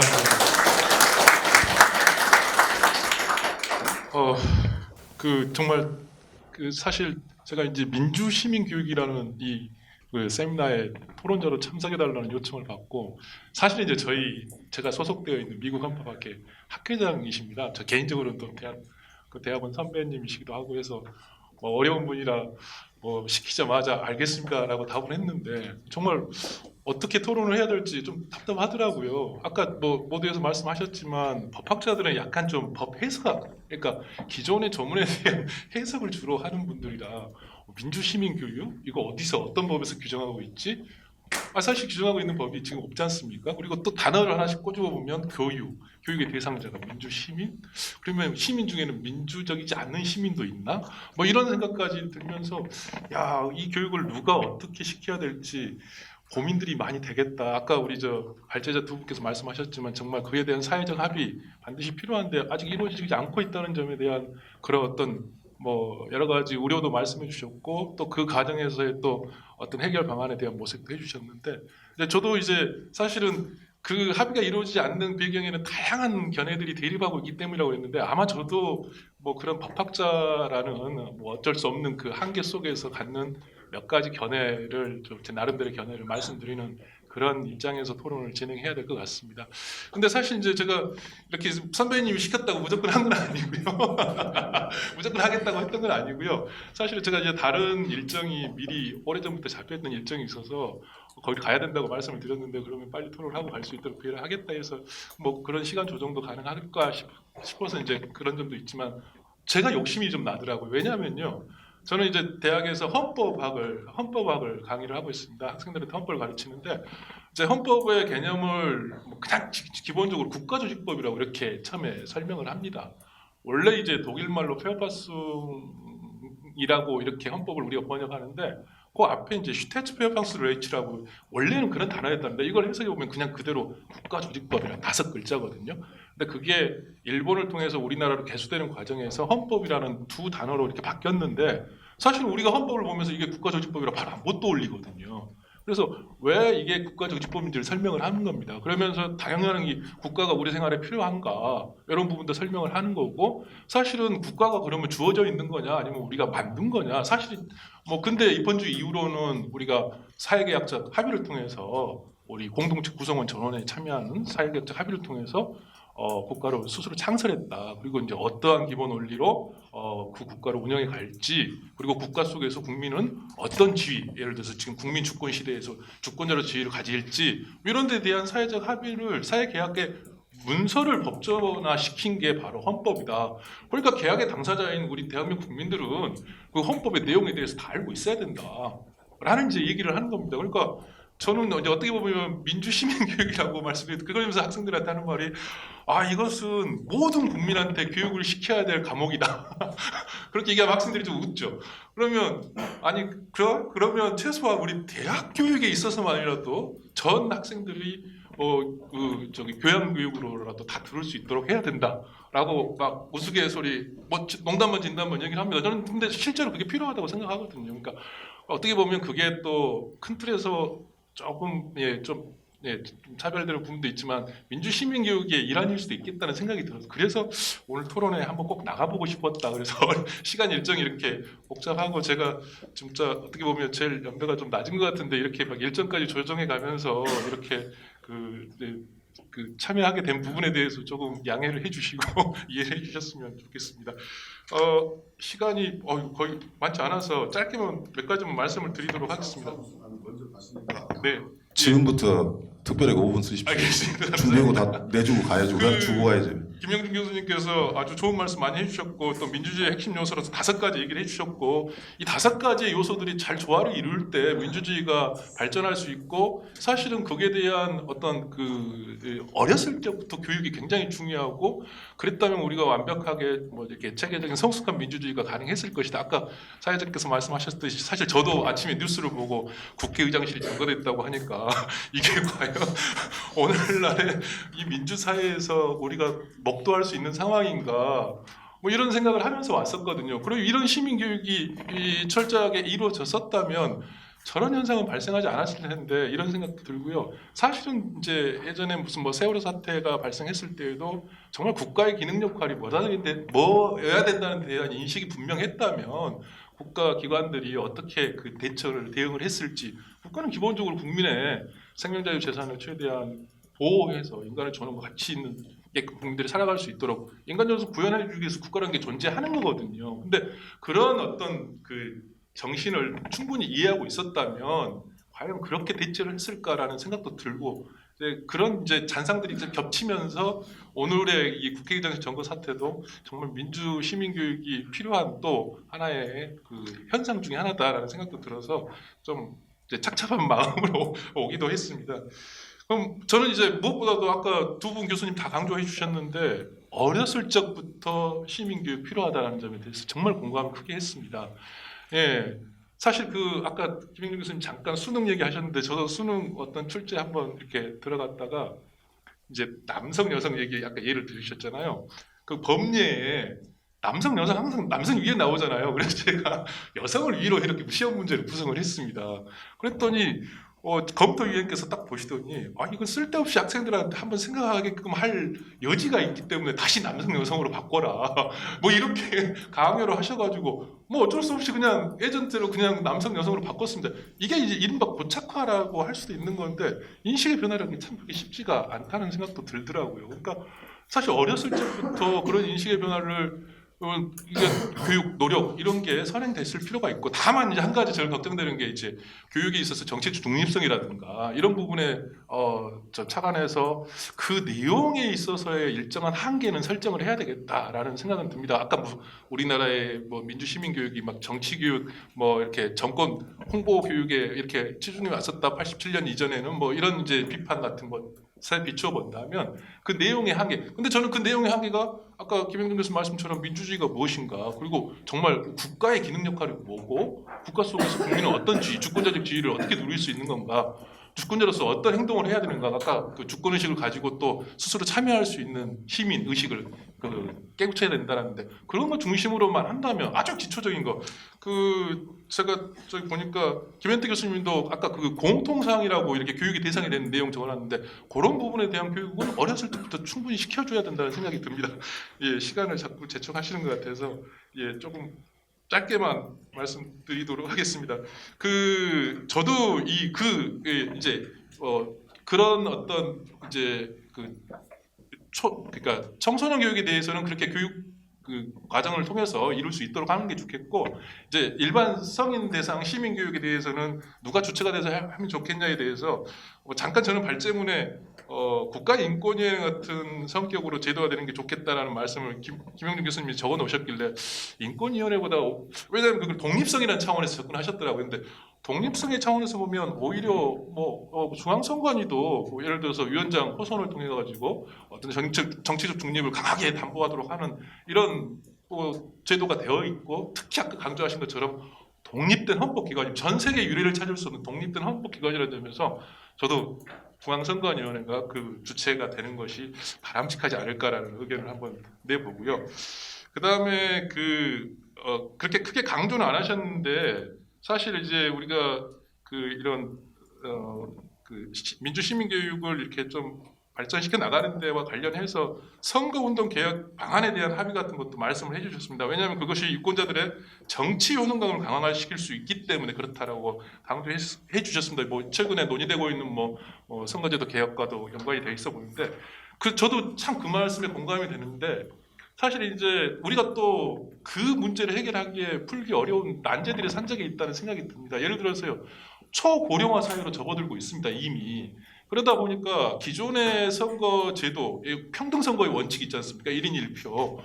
이게 1인 1표 제도를 그대로 우리가 맹신하고, 맹신할 수밖에 없지만요. 맹신하다 보니까 나오는 결과가 뭐냐면, 고령층 유권자하고, 그러니까 노년층 유권자와 청소년 유권자의 비율이 점점 역전이 되는 현상이 나타나고, 게다가 청소년 유권자들은 참여 비율도 낮지 않습니까? 이런 상황 속에서 어떻게 보면 국가의 정책이나 미래가 앞으로 이 국가를 이끌어 나가야 될 이 청소년들의 의사가 반영이 안 된 채로 결정이 되는 이런 문제 과연 이것이 바람직한가? 그렇다면 평등선거의 원칙에 대한 어떤 변형이라든가 개선 이런 것도 좀 우리가 고민해 봐야 되지 않을까 이런 생각도 좀 했었다는 말씀 드리고요.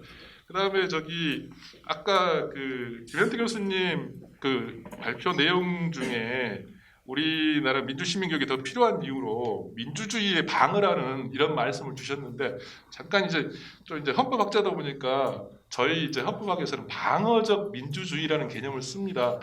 그래서 살짝 헷갈렸습니다. 그런 의미까지는 아니신 것 같긴 한데 약간 언어적 혼란이 좀 있을 것 같아서 한 번만 좀 짚고 넘어가려고 하는데 우리 방어적 민주주의라는 개념은 이제 예.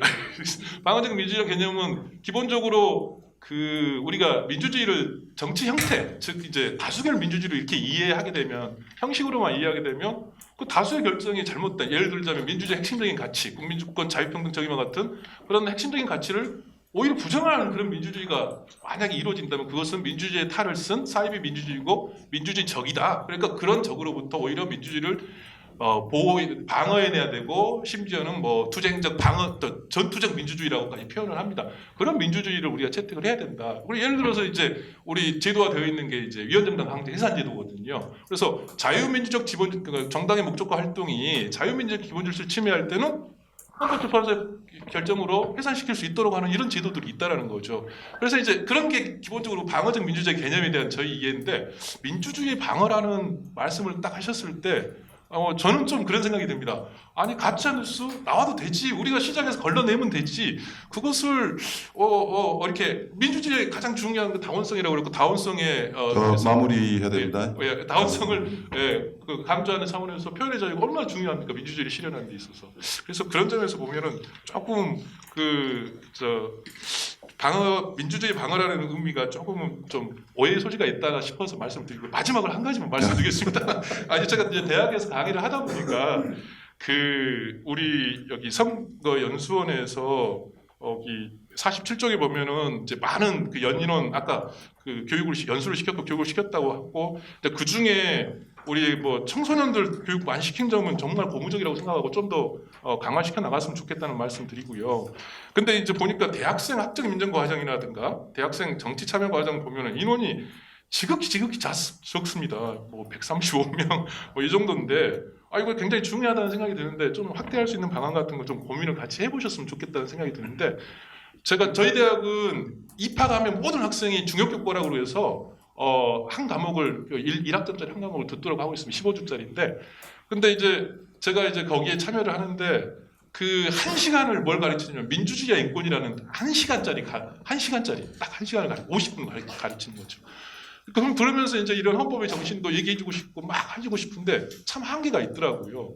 그래서 그러나 우리 대학은 그런 대로 나름대로 그런 민주주의 교육을 시키기 위해서 이제 한 꼭지지만 그런 중액교과에 그걸 포함시켜서 하고 있거든요. 그러니까 대학마다 아마 그런 어떤 교양 과정이 존재하고 있을 거라고 보는데 혹시 이제 그런 과정과 좀 연계할 수 있는지 아니면 또 중앙선관위에서 각 대학계 대상으로 해서 공모를 해서 이렇게 조금 뭐 어떤 형태로든지 지원을 한다거나 하는 그런 방안도 있지 않을까라는 생각도 해봤습니다. 죄송합니다. 두손 토론으로 마치도록 하겠습니다. 감사합니다. 고생했습니다. 좋은 내용이 많은데 내용은 아주 좋았으나 시간을 제가 억제를 못하고 개인적인 인연 때문에 그런 건 아니고요. 그렇게 말씀하시대요. 근데 이제 먼저 가신다 그래서 또 준비해온 걸 많이 또 해서 앞으로도 우리 김명수 교수님 선관위에 많은 협조를 좀 해주시고요. 그러면 뭐 자유 활동하셔야 됩니다. 자, 박수. 자, 이런 식으로 하겠습니다.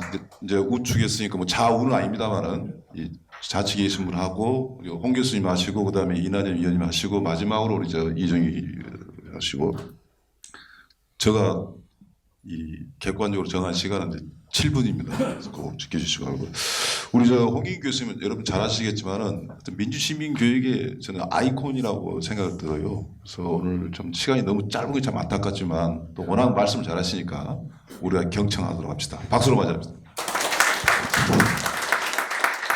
그 어떤 사람을 못하게 하는 방법 중에는 억수로 욕을 하는 방법도 있지만 별로 근거 없이 칭찬하는 방법도 있다는 것을 이제 너무나 잘 구사를 하셔가지고 하지만 참으로 이제 오늘 우리 박상철 선생님 사회 실력을 보고 굉장히 안심한 게 조금 넘겨도 되겠구나 하는 이런 부분이 있습니다. 솔직히 말해서 우리 박상철 선생님께 전화를 받았을 때 토론 전화를 받았을 때 제가 귀를 의심했습니다. 2번인데 선거연수원 토론에 참석을 해달라. 어딥니까? 그랬더니 선거연수원이라 그래갖고 깜짝 놀랐습니다. 전혀 저하고 선거연수원의 공식 행사는 별로 그렇게 관계가 없을 줄로 짐작을 하고 있는데 또 하나가 이제 또 놀랐던 거는 이 자리에 우리 이난현 선생님이 또 오신다 그래갖고 또 한 번 놀랐는데요.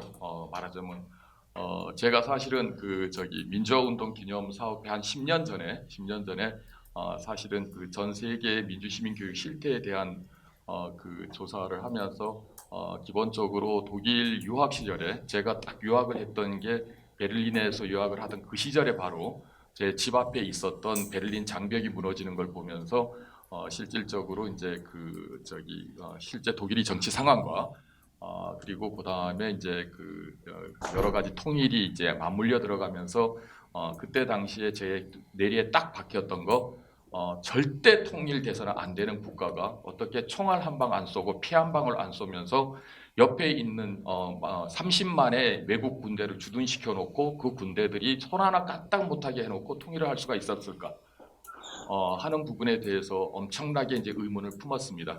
의문을 품고 그리고 그 다음에 신문사에 통신원을 하면서 현지의 정치인들을 만나고 쭉 하고 이러면서 딱 느꼈던 게 하나 있었습니다. 이거는 국민들이 흔들리지 않게 뭔가 안정된 감각이 가 있지 않으면 이런 고도의 정치술이 나올 수가 없다. 물론 이제 독일은 훌륭한 정치가를 가진 나라입니다. 당연히 이제 그 독일에서 통일의 길을 닦았다는 사람은 빌리 브란트고요. 그 다음에 그때 당시에 이제 통일 대통령이 바이체커였고요. 그리고 그 다음에 우리가 보통 말하면 웃지만 독일에서 아주 독일 정치의 정수를 보여줬던 사람이 독일 사람들은 그냥 헬무트 콜이라고 안 부르고 독토 헬무트 콜이라고 부르는데요. 대단히 웃기는 사람인데 알고 봤더니 박사학위 소지자였더라고요. 기본적으로 뭐가 되는가 하면 학문 수준과 정치 수준이 거의 근접해 있었다는 얘기인데요. 뭐 그런 분들이 앉아갖고 연방 의회의 의장을 가둘 수 있으리라는 생각은 좀 안 들겠지요.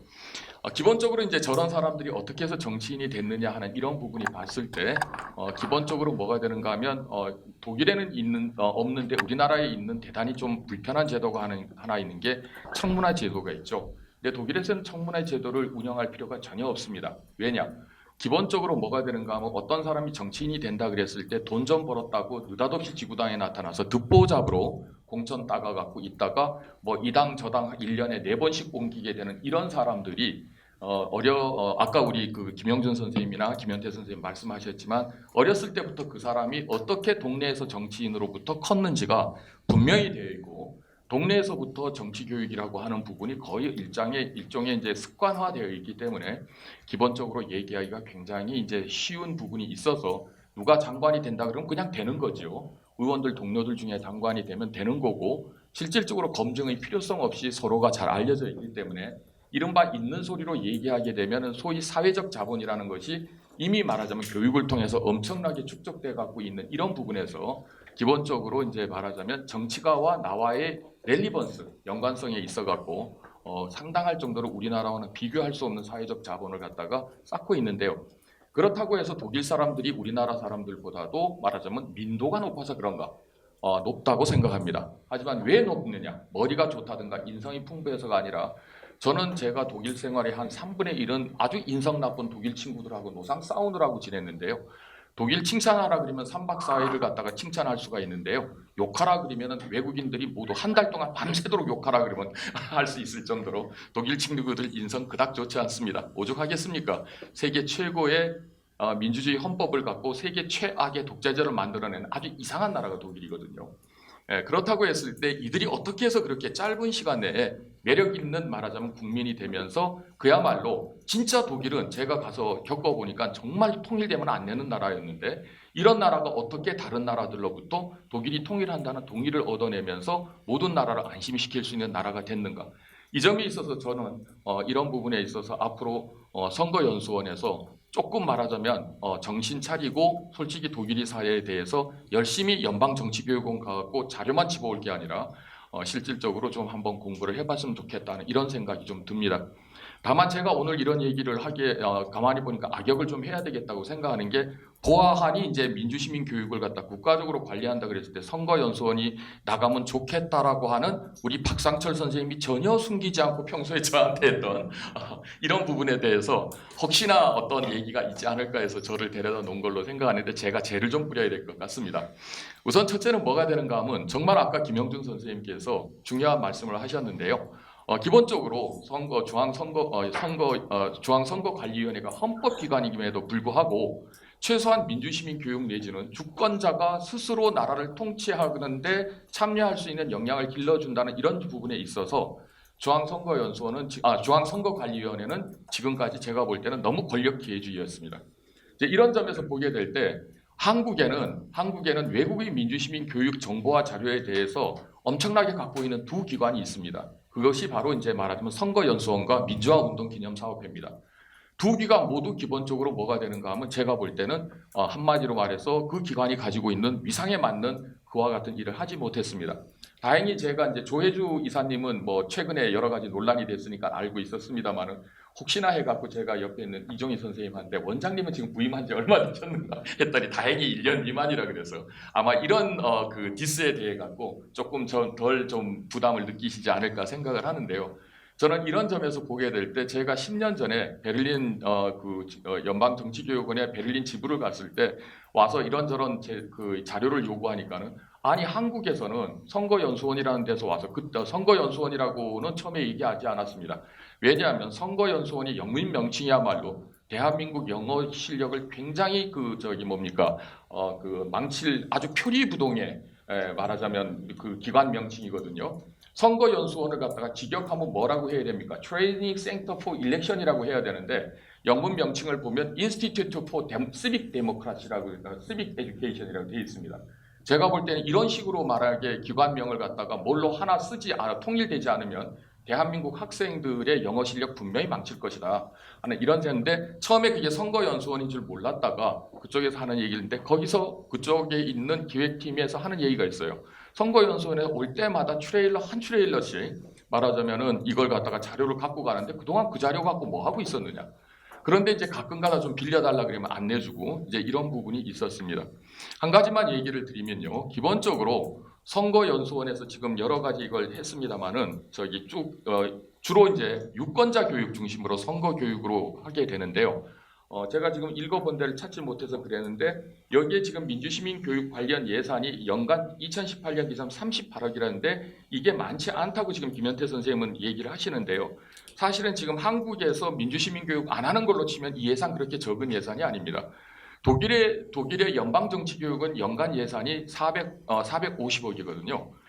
830억까지. 근데 이제 그런데 기본적으로 뭐가 되는가 하면 주 정치 예산까지 전부 합치면 약간 6, 7천억 그게 됩니다. 이게 되는데 실제로 그러면서 인구의 약 한 2% 정도를 교육망 안에서 돌리고 있게 되는 이런 부분이 되는데요.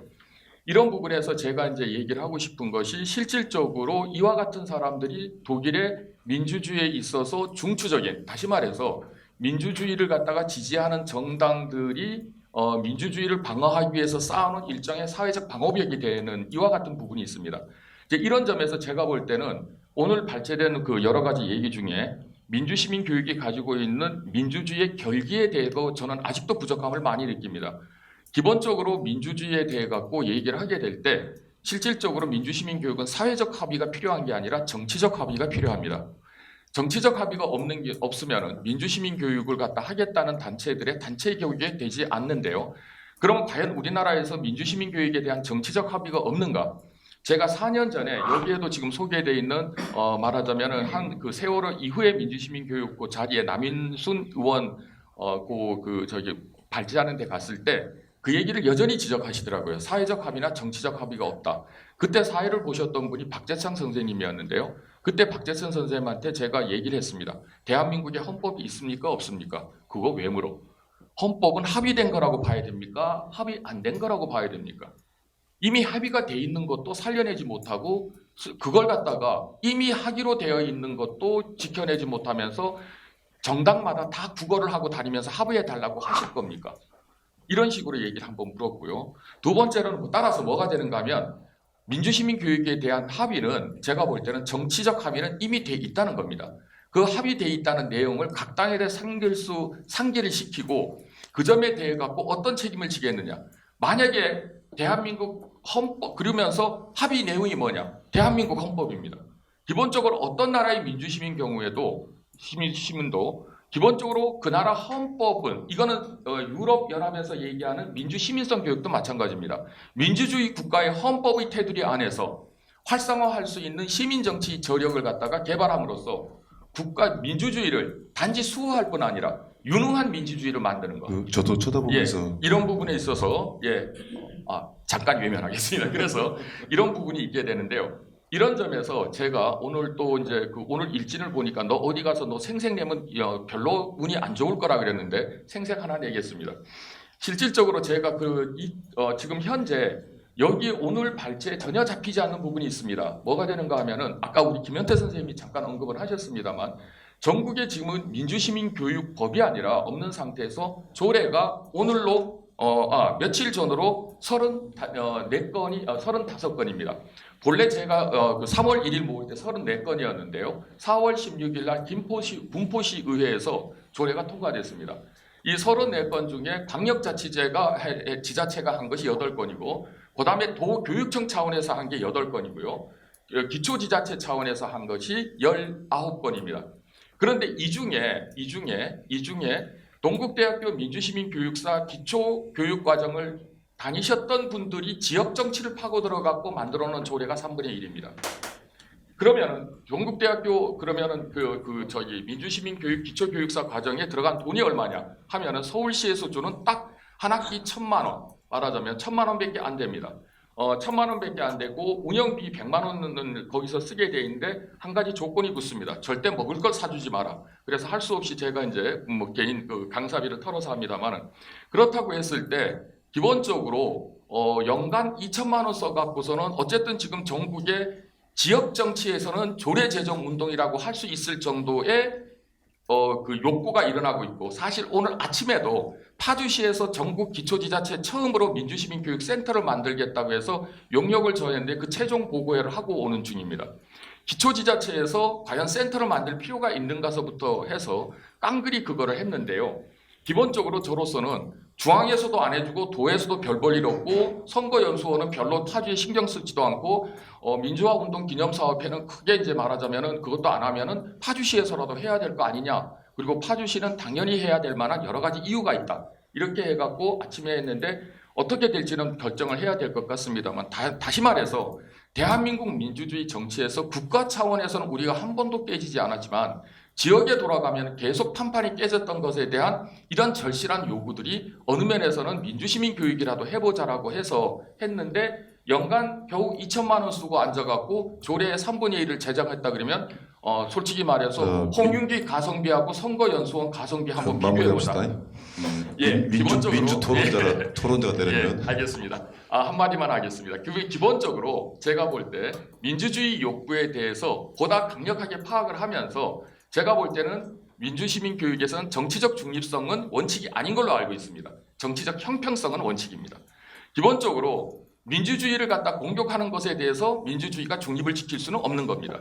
이제 이런 어떤 결기를 갖고 말하자면은 자체 정비를 하지 않는 한 저는 여전히 선거연수원이 민주시민 교육의 한국의 총체적 지원 기관이 되어야 한다라는 이런 부분에 대해서 여전히 옆에서 딴지를 갖다가 걸면서도 부르면 와고 혹시나 좀 나아졌는가 눈치나 보고 있는 이런 불쌍한 위치에서 크게 벗어나지 갈 것 같지 않아서 오늘은 일단 제 일진이 사나움에도 불구하고 이렇게 그냥 얘기를 해드리는 걸로 그치겠습니다만은 박성철 선생님한테는 애따 저녁 먹을 때 왜 그렇게 사회를 불공평하게 보는지 그렇게 하도록 하겠습니다. 감사합니다.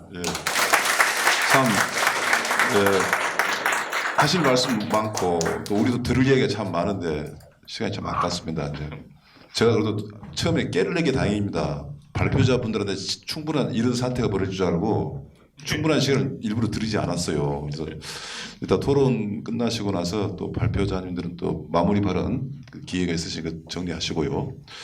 이제 두 분 남았습니다.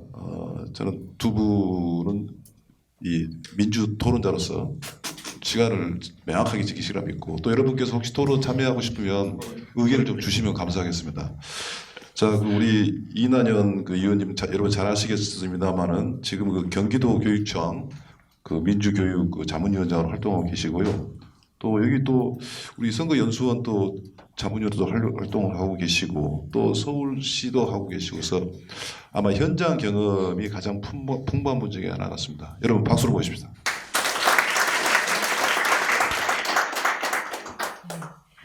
홍윤기 교수님이 갑자기 민주화운동 기념사업회하고 선거연설을 대박 공격하셔가지고 제가 약간 긴장했습니다. 떨립니다. 그래서 사실은 저는 이제 네 분 토론자를 보니까 저 혼자만 박사가 아니고 다른 분들이 다 박사더라고요. 그래서 교수님들이시고 하다 보니 말씀들을 다 잘하실 것 같은데 저는 또 그럴 것 같지가 않아서 잠시 조금 제가 시간을 맞추기 어려울 것 같아서 써왔습니다.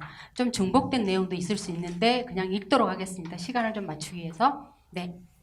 우선 선거연설 토론회에 제가 참석할 수 있도록 해주신 것에 대해서 감사드리고요. 특히 두 분 발제문 잘 들었습니다. 여러 가지를 하게 해주신 내용이었습니다.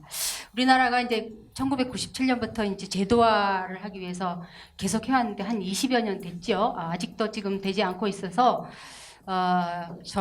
저도 민주화운동 기념사업에서 2007년부터 민주시민교육 5개년 계획을 수립해서 시작하고 마무리 지은 사람으로서 참 안타깝게 생각을 합니다. 그리고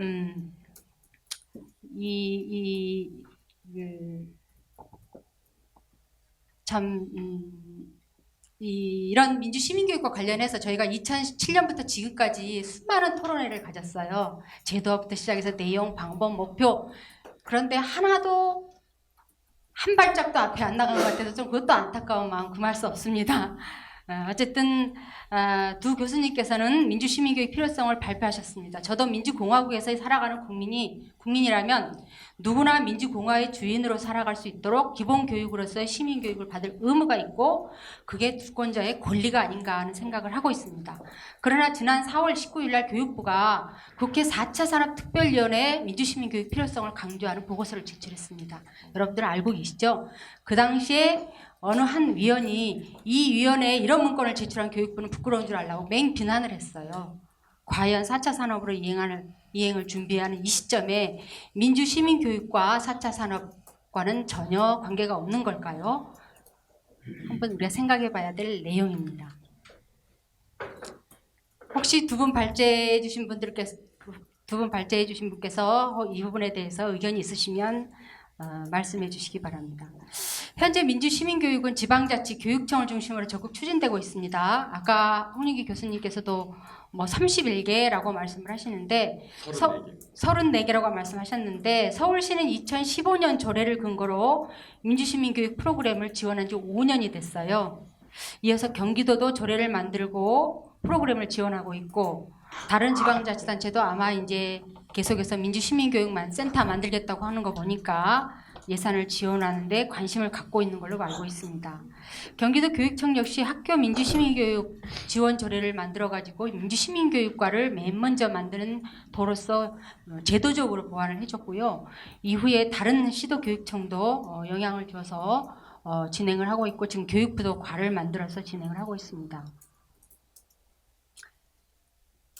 근데 이제 이 부분을 제가 어제 어떤 분의 얘기를 교육부에 계신 분 어떤 분의 얘기를 들어보니까 한 의원님께서 학교 민주시민교육 지원조례 이거 적극적으로 본인이 담당해서 제도화시켜내겠다라고 주장을 했다고 합니다. 이거에 대해서 어떤 측면에서는 굉장히 의미가 있다라고 생각할 수 있겠지만 지금 저희들로서는 이 주체가 명확하게 서지 않는 상태에서 이 부분이 과연 어떻게 진행될 수 있을까라는 걱정을 하고 있는 부분도 있습니다. 왜냐하면 지금 교육부나 또는 시도교육청, 광역지자체에서 하는 민주시민교육이 민주시민교육 사업은 있으나 민주시민교육은 없다는 얘기가 있는 겁니다. 제가 지난해에 서울시에서 민주시민교육을 지원하는 단체에 홍윤기 교수님도 강의하신 단체도 있지만 여러 단체에 제가 컨설팅 또는 모니터를 하러 간 적이 있습니다. 실제로 그 현장을 가보면서 느끼는 거는 아직도 민주시민교육 사업은 있으나 교육은 없다라는 내용을 실감하고 왔습니다. 그래서 올해 이 부분을 어떻게 할 것인지에 대한 고민이 많이 되어서 올해도 한번 컨설팅이나 또는 모니터를 하겠다라고 제안을 해놓은 상태입니다. 김현중 교수님께서도 좋은 말씀을 해주셨는데 제가 김현중 교수님 말씀에 그 발표를 들으면서 느끼는 거는 민주시민교육에 대한 필요성이나 이런 내용에 대해서 많이 말씀을 하시고 내용도 많이 말씀하셨는데 실제로 민주시민교육을 합의하고 제도화하고 이행해내는 걸 하기 위해서는 어떤 합의 과정과 방법이 있는가라는 거에 대해서는 좀 말씀이 좀 없으신 것 같아서 그 부분에 대해서 좀 의견이 있으시면 조금 더 구체적으로 말씀해 주셨으면 감사하겠고요. 다른 분이 혹시 해안이 있으시면 말씀해 주시기 바랍니다.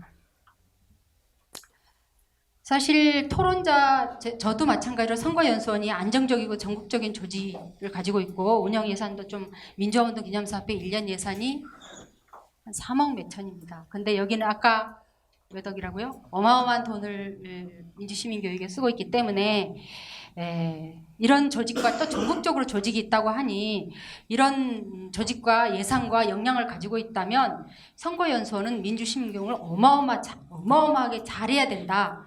또 그 성과도 어마어마해야 된다라는 게 제 생각입니다. 왜냐하면 제가 5년 동안 쓴 예산이 겨우 한 10몇 억밖에 안 되기 때문에 여러분들이 민주화운동 기념사업에서 만든 결과물을 많이 활용하고 있는 걸로 알고 있습니다. 일단 오늘 발표하신 두 분께서도 활용을 하고 계신 것을 확인했습니다.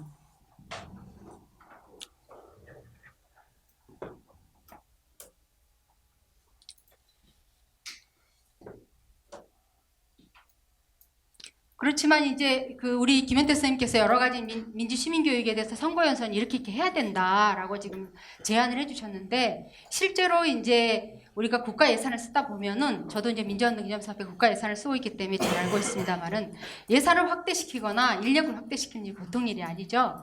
그래서 한계가 있는 건 마찬가지입니다. 그렇지만 이제 이 부분을 어떻게 극복할 것인지에 대한 것은 선거연수원뿐만 아니라 다른 토론자들도 한번 깊이 생각하고 이 부분에 대한 해결 방책을 같이 모색해 보는 것도 방법이라고 생각하겠습니다. 제가 이제 선거연수원에 약간 이제 뭐 자세히 들여다보지는 않았습니다만은 우리 김현태 선생님 발제하신 내용을 좀 보면서 느끼는 거를 가지고 약간의 몇 가지 제안을 드리도록 하겠습니다. 네네. 한 4가지 정도 말씀을 드릴 텐데요. 김현태 교수님께서 제시하셨듯이 선거연수원은 연수원의 역할을 좀 더 명확히 할 필요가 있습니다. 연수원의 역할이 선거와 관련된 교육인가? 아니면 민주시민교육을 전체를 담당하고 싶은지 목표를 분명하게 좀 설정을 하고 그와 관련된 전략과 이행 방법 또는 이행 단계를 좀 설정했으면 좋겠다는 생각입니다. 두 번째는 민주시민교육을 안정적이고 집중적으로 실행하기 위해서는 조직이 필요합니다. 그 조직은 제가 민주화운동 기념사업회에서 사실 예산도 없고 인력이 없어서 굉장히 어려움이 많았습니다만은 3가지 영역이라고 생각합니다. 정책과 기획을 담당하는 영역, 교육과 프로그램을 개발하는 영역, 교육 운영과 관리를 담당하는 영역입니다. 이들이 있다고 해서 잘 되는 건 아닙니다. 이들이 실행력을 높일 수 있도록 집중할 수 있는 환경을 조성해줘야만 가능한 일입니다. 세 번째로 민주시민교육 기관으로서 자임하고자 한다면 민주시민교육 관련 기관, 단체와의 적극적이고도 진정성 있는 소통과 협력을 제안합니다. 각 광역지방자치단체나 시도교육청에서는 민주시민교육 전문가를 모셔서 자문위원회를 구성하거나 운영하고 있죠. 그분들이 전문가라고 보지는 않습니다만은 어쨌든 모셨기 때문에 그분들이 나름 우리나라에서는 지금 전문가라고 생각할 수 있습니다. 그리고 시민사회에도 있습니다. 이 영역들과 소통 협력을 위해서는 다양한 방식의 모임과 의견 수렴 과정이 필요합니다. 단기간에 이행하기 어렵다면 1차적으로 민주시민교육 영역이라고 볼 수 있는 법령에 의거해 설립된 기관, 설립돼서 운영하고 있는 기관들의 실무자 또는 대표자들과 적극적인 모임, 의견 수렴 과정이 필요합니다. 그래서 이런 것들을 좀 시작해 보시고 일도 확산시켜서 시민사회까지 확장시켜 나가는 게 좋을 것 같습니다. 거시적인 안목을 갖고 기관과 전문가들을 만나서 의견을 듣고 협력 방안을 마련하며 기관의 특성을 보장하는 역할 분담 이런 것들을 이뤄내는 리더십이 필요할 때 상호 신뢰가 전제된 대화가 필요할 것입니다. 이런 대화를 선거연수원에서 해줄 것을 간곡히 부탁드립니다. 네 번째로 민주시민교육은 실천과 참여를 통해 학습할 때 효과적인 교육이 됩니다. 그래서 요즘 시민사회에서는 마을에서 살아가며 생활 속에서 민주주의를 이뤄내고 시민성 역량을 키우는 방안을 다각도로 노력하고 있습니다. 즉 학습과 활동을 동시에 진행하려는 것이며 참여와 실천을 하는 과정에 지식, 태도, 소통과 운영 기술을 학습하는 교육 방식인 것입니다. 민주시민 교육이란 시민들이 민주사회의 주인이자 진정한 주체로서 공동체 운영에 참여하고 삶의 현장에서 민주주의를 실천하게 한다는 게 중요합니다. 스마트폰 시대에 살아가는 시민들은 손바닥에서 모든 정보를 얻을 수 있습니다. 이 정보를 모으고 엮어서 자신과 공동체의 삶을 더 행복하고 윤택하게 만들어가는 참여하는 시민으로 거듭나게 하는 교육. 이게 진정한 민주시민 교육이 아닐까 생각합니다.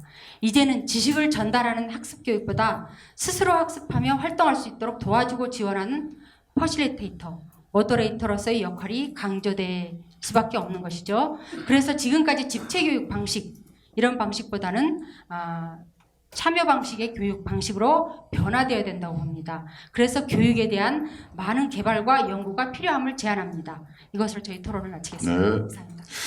자, 전반적으로 이야기가 선거 연수원을 민주시민 교육원으로 바꿔야 된다라는 것은 대체적으로 합의가 된 것 같아요. 그런데 이제 이거 잘못 또 선관위에서 시도했다가는 특정 정당으로부터 무슨 음모를 꾸밀다 그러냐고 막 또 반발을 또 직면할 겁니다. 그래서 지도부께서는 시기라든가 방법 또 사람을 달래가면서 노력을 많이 해주셨으면 고맙겠습니다. 자, 끝으로 토론입니다. 여기 주인이시죠. 민주시민으로서 매너 있는 토론의 시간을 지켜주라 보고 마치고 나서 토론하신 분들은 한 3분씩 발표하신 분들은 3분씩 또 간단히 답변해 주시고 혹시 우리 그 원장님이나 이 상임위원께서 마무리 말씀 없어도 되겠어요?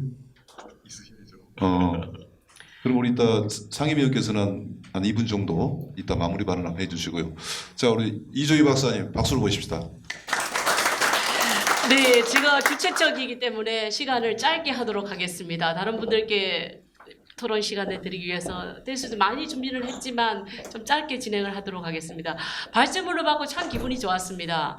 정말 두 분 선생님들께서 교수님들께서 탄탄한 발제문을 주셔서 제가 단숨에 읽었습니다. 그리고 오늘 참석하신 토론자분들도 저희가 참 모시기 힘든 분이십니다. 그래서 이 자리가 전 상당히 영광스럽게 생각이 듭니다.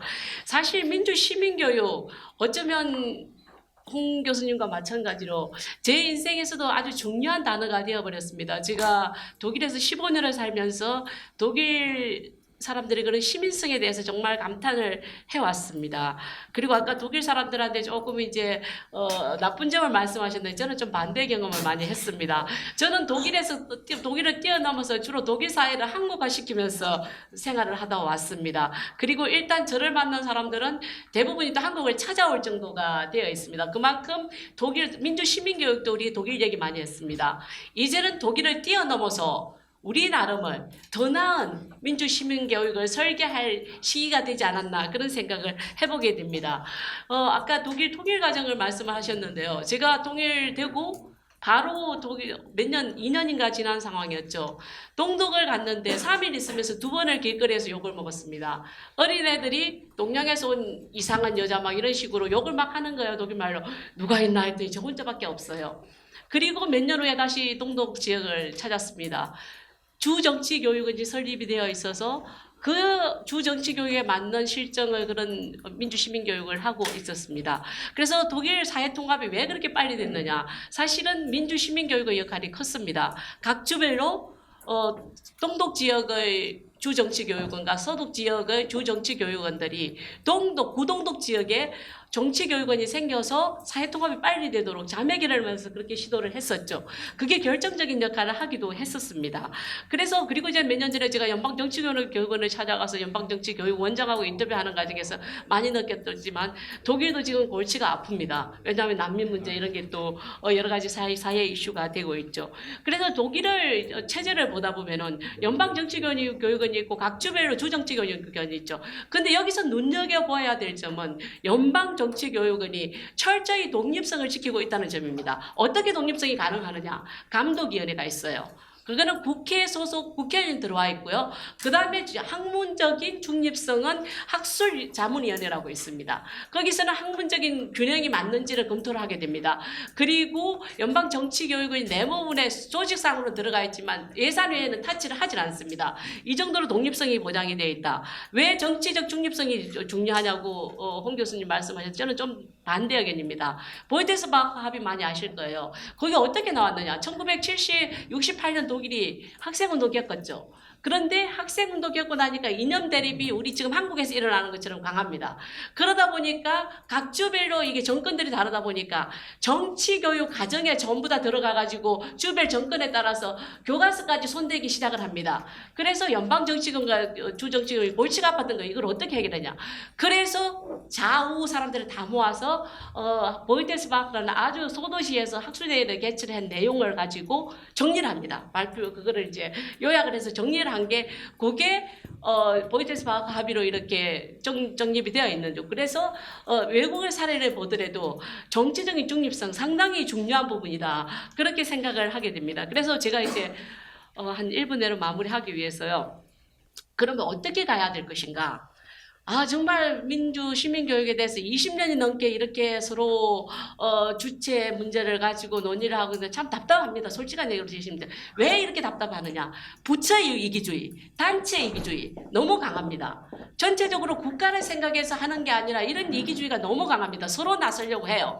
그러다 보면 지금은 이제 거기서 한 단계 더 넘어서서 정말이지 이걸 어떻게 국가적인 차원에서 할 수 있을 것인지. 그리고 예산 낭비도 심해요. 솔직히. 왜냐하면 부처 이기주의는 행사성 보여주기 식을 그러다 보니까 어때요? 많이 하고 있지만 실질적인 효과가 있느냐? 근데 선거연수원을 이렇게 예산을 들였는데 효과가 있느냐? 저는 효과가 있다고 생각을 합니다. 왜냐하면 제가 피부로 느낍니다. 국회도 마찬가지고 방송사들에게 저한테 많이 요청이 옵니다.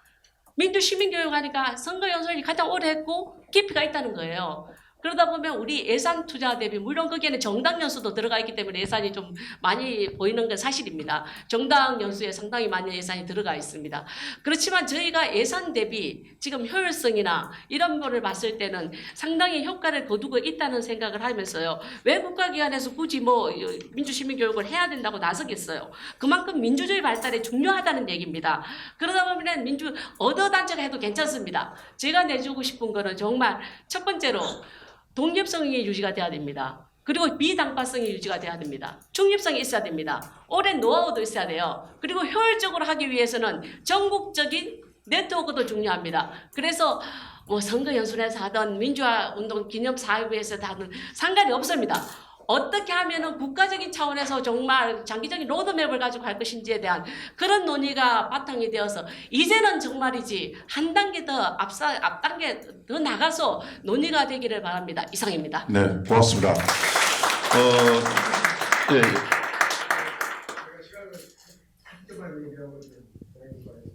혹시 이렇게 하면 안 되겠어요? 여기 2분 하고 2분 말씀하고 먼저 시간이 오케이. 자, 그러면 마무리를 제가 조금 이따 하기로 하고요.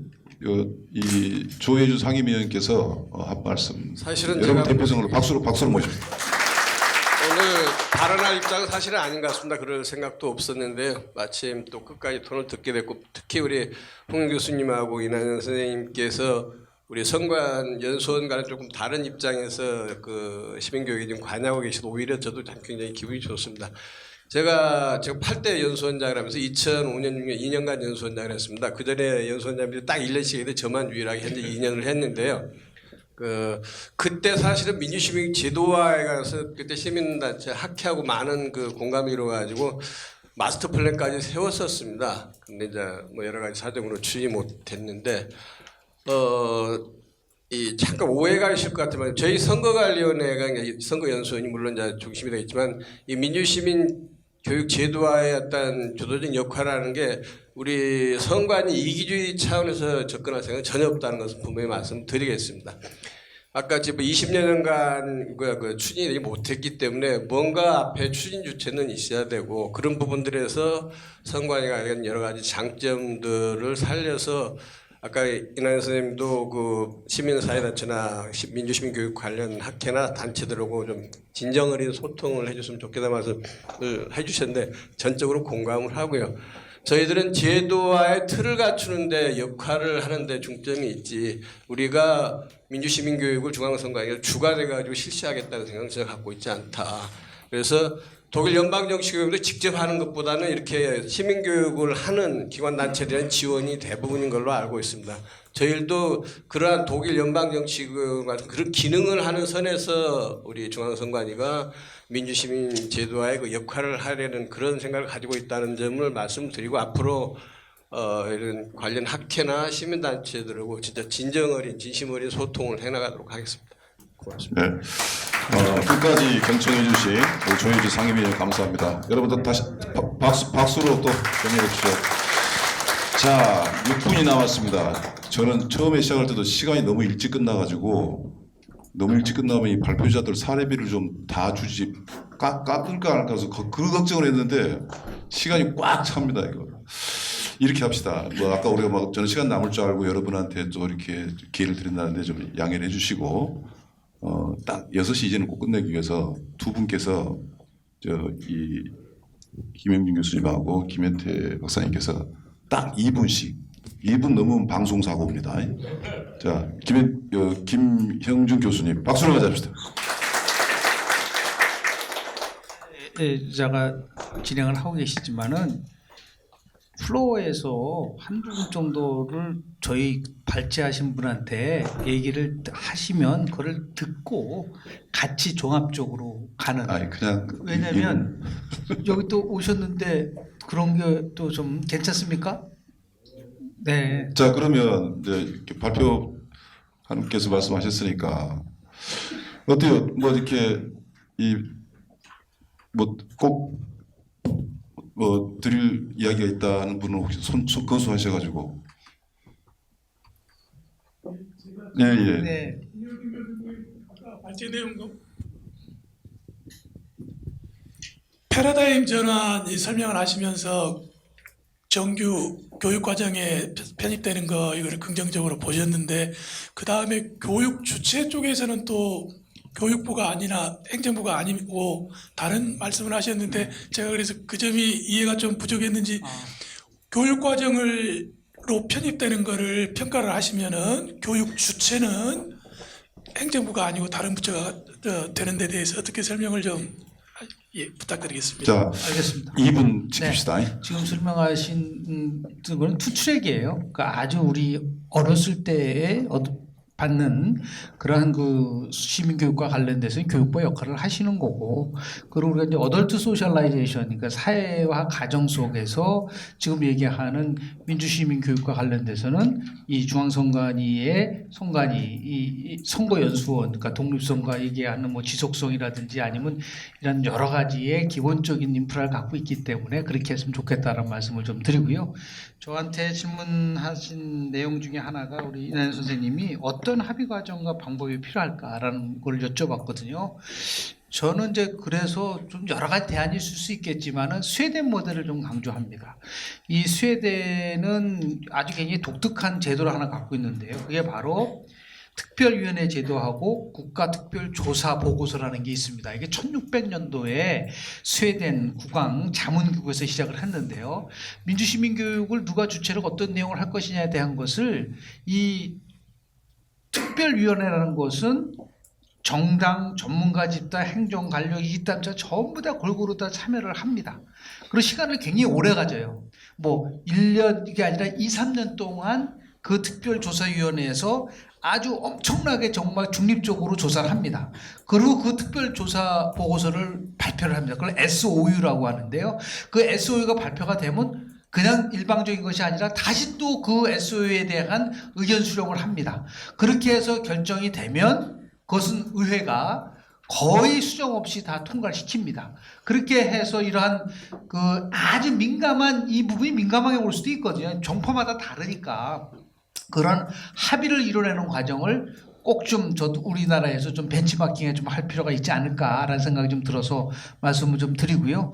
물론 이제 뭐 여러 가지 주제가 있지만 제가 미국 정치 세미나 과정 속에서 딱 우리 지도교수가 한 말이 있습니다. 민주주의는 완벽한 것이 아니다. 보다 완전한 것을 향해서 가는 것이다. 그러니까 어떠한 제도가 난지는 우리가 또 진행하는 과정 속에서 좀 변화를 줄 수 있는 것이죠. 근데 우리는 처음부터 끝까지 완벽한 거를 가지고 되냐 안 되냐를 가지고 보면 안 되고요. 그런 의미에서 시작은 제가 말씀드린 것처럼 중앙선관위의 선거 우리 연수원이 좀 더 확대하고 좋은 나름대로의 기능을 한 다음에 그 다음에 또 부족하면 같이 있게 시민단체 연계할 수 있는 그러한 식으로 진행되는 게 좋지 않겠냐라는 말씀을 좀 드리면서 네, 제 감사합니다. 말씀을 하겠습니다.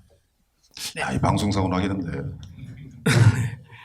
예, 잘 들었습니다.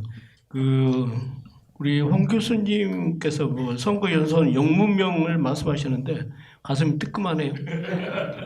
영문명 만들 때 제가 있을 때 만들었어요. 예.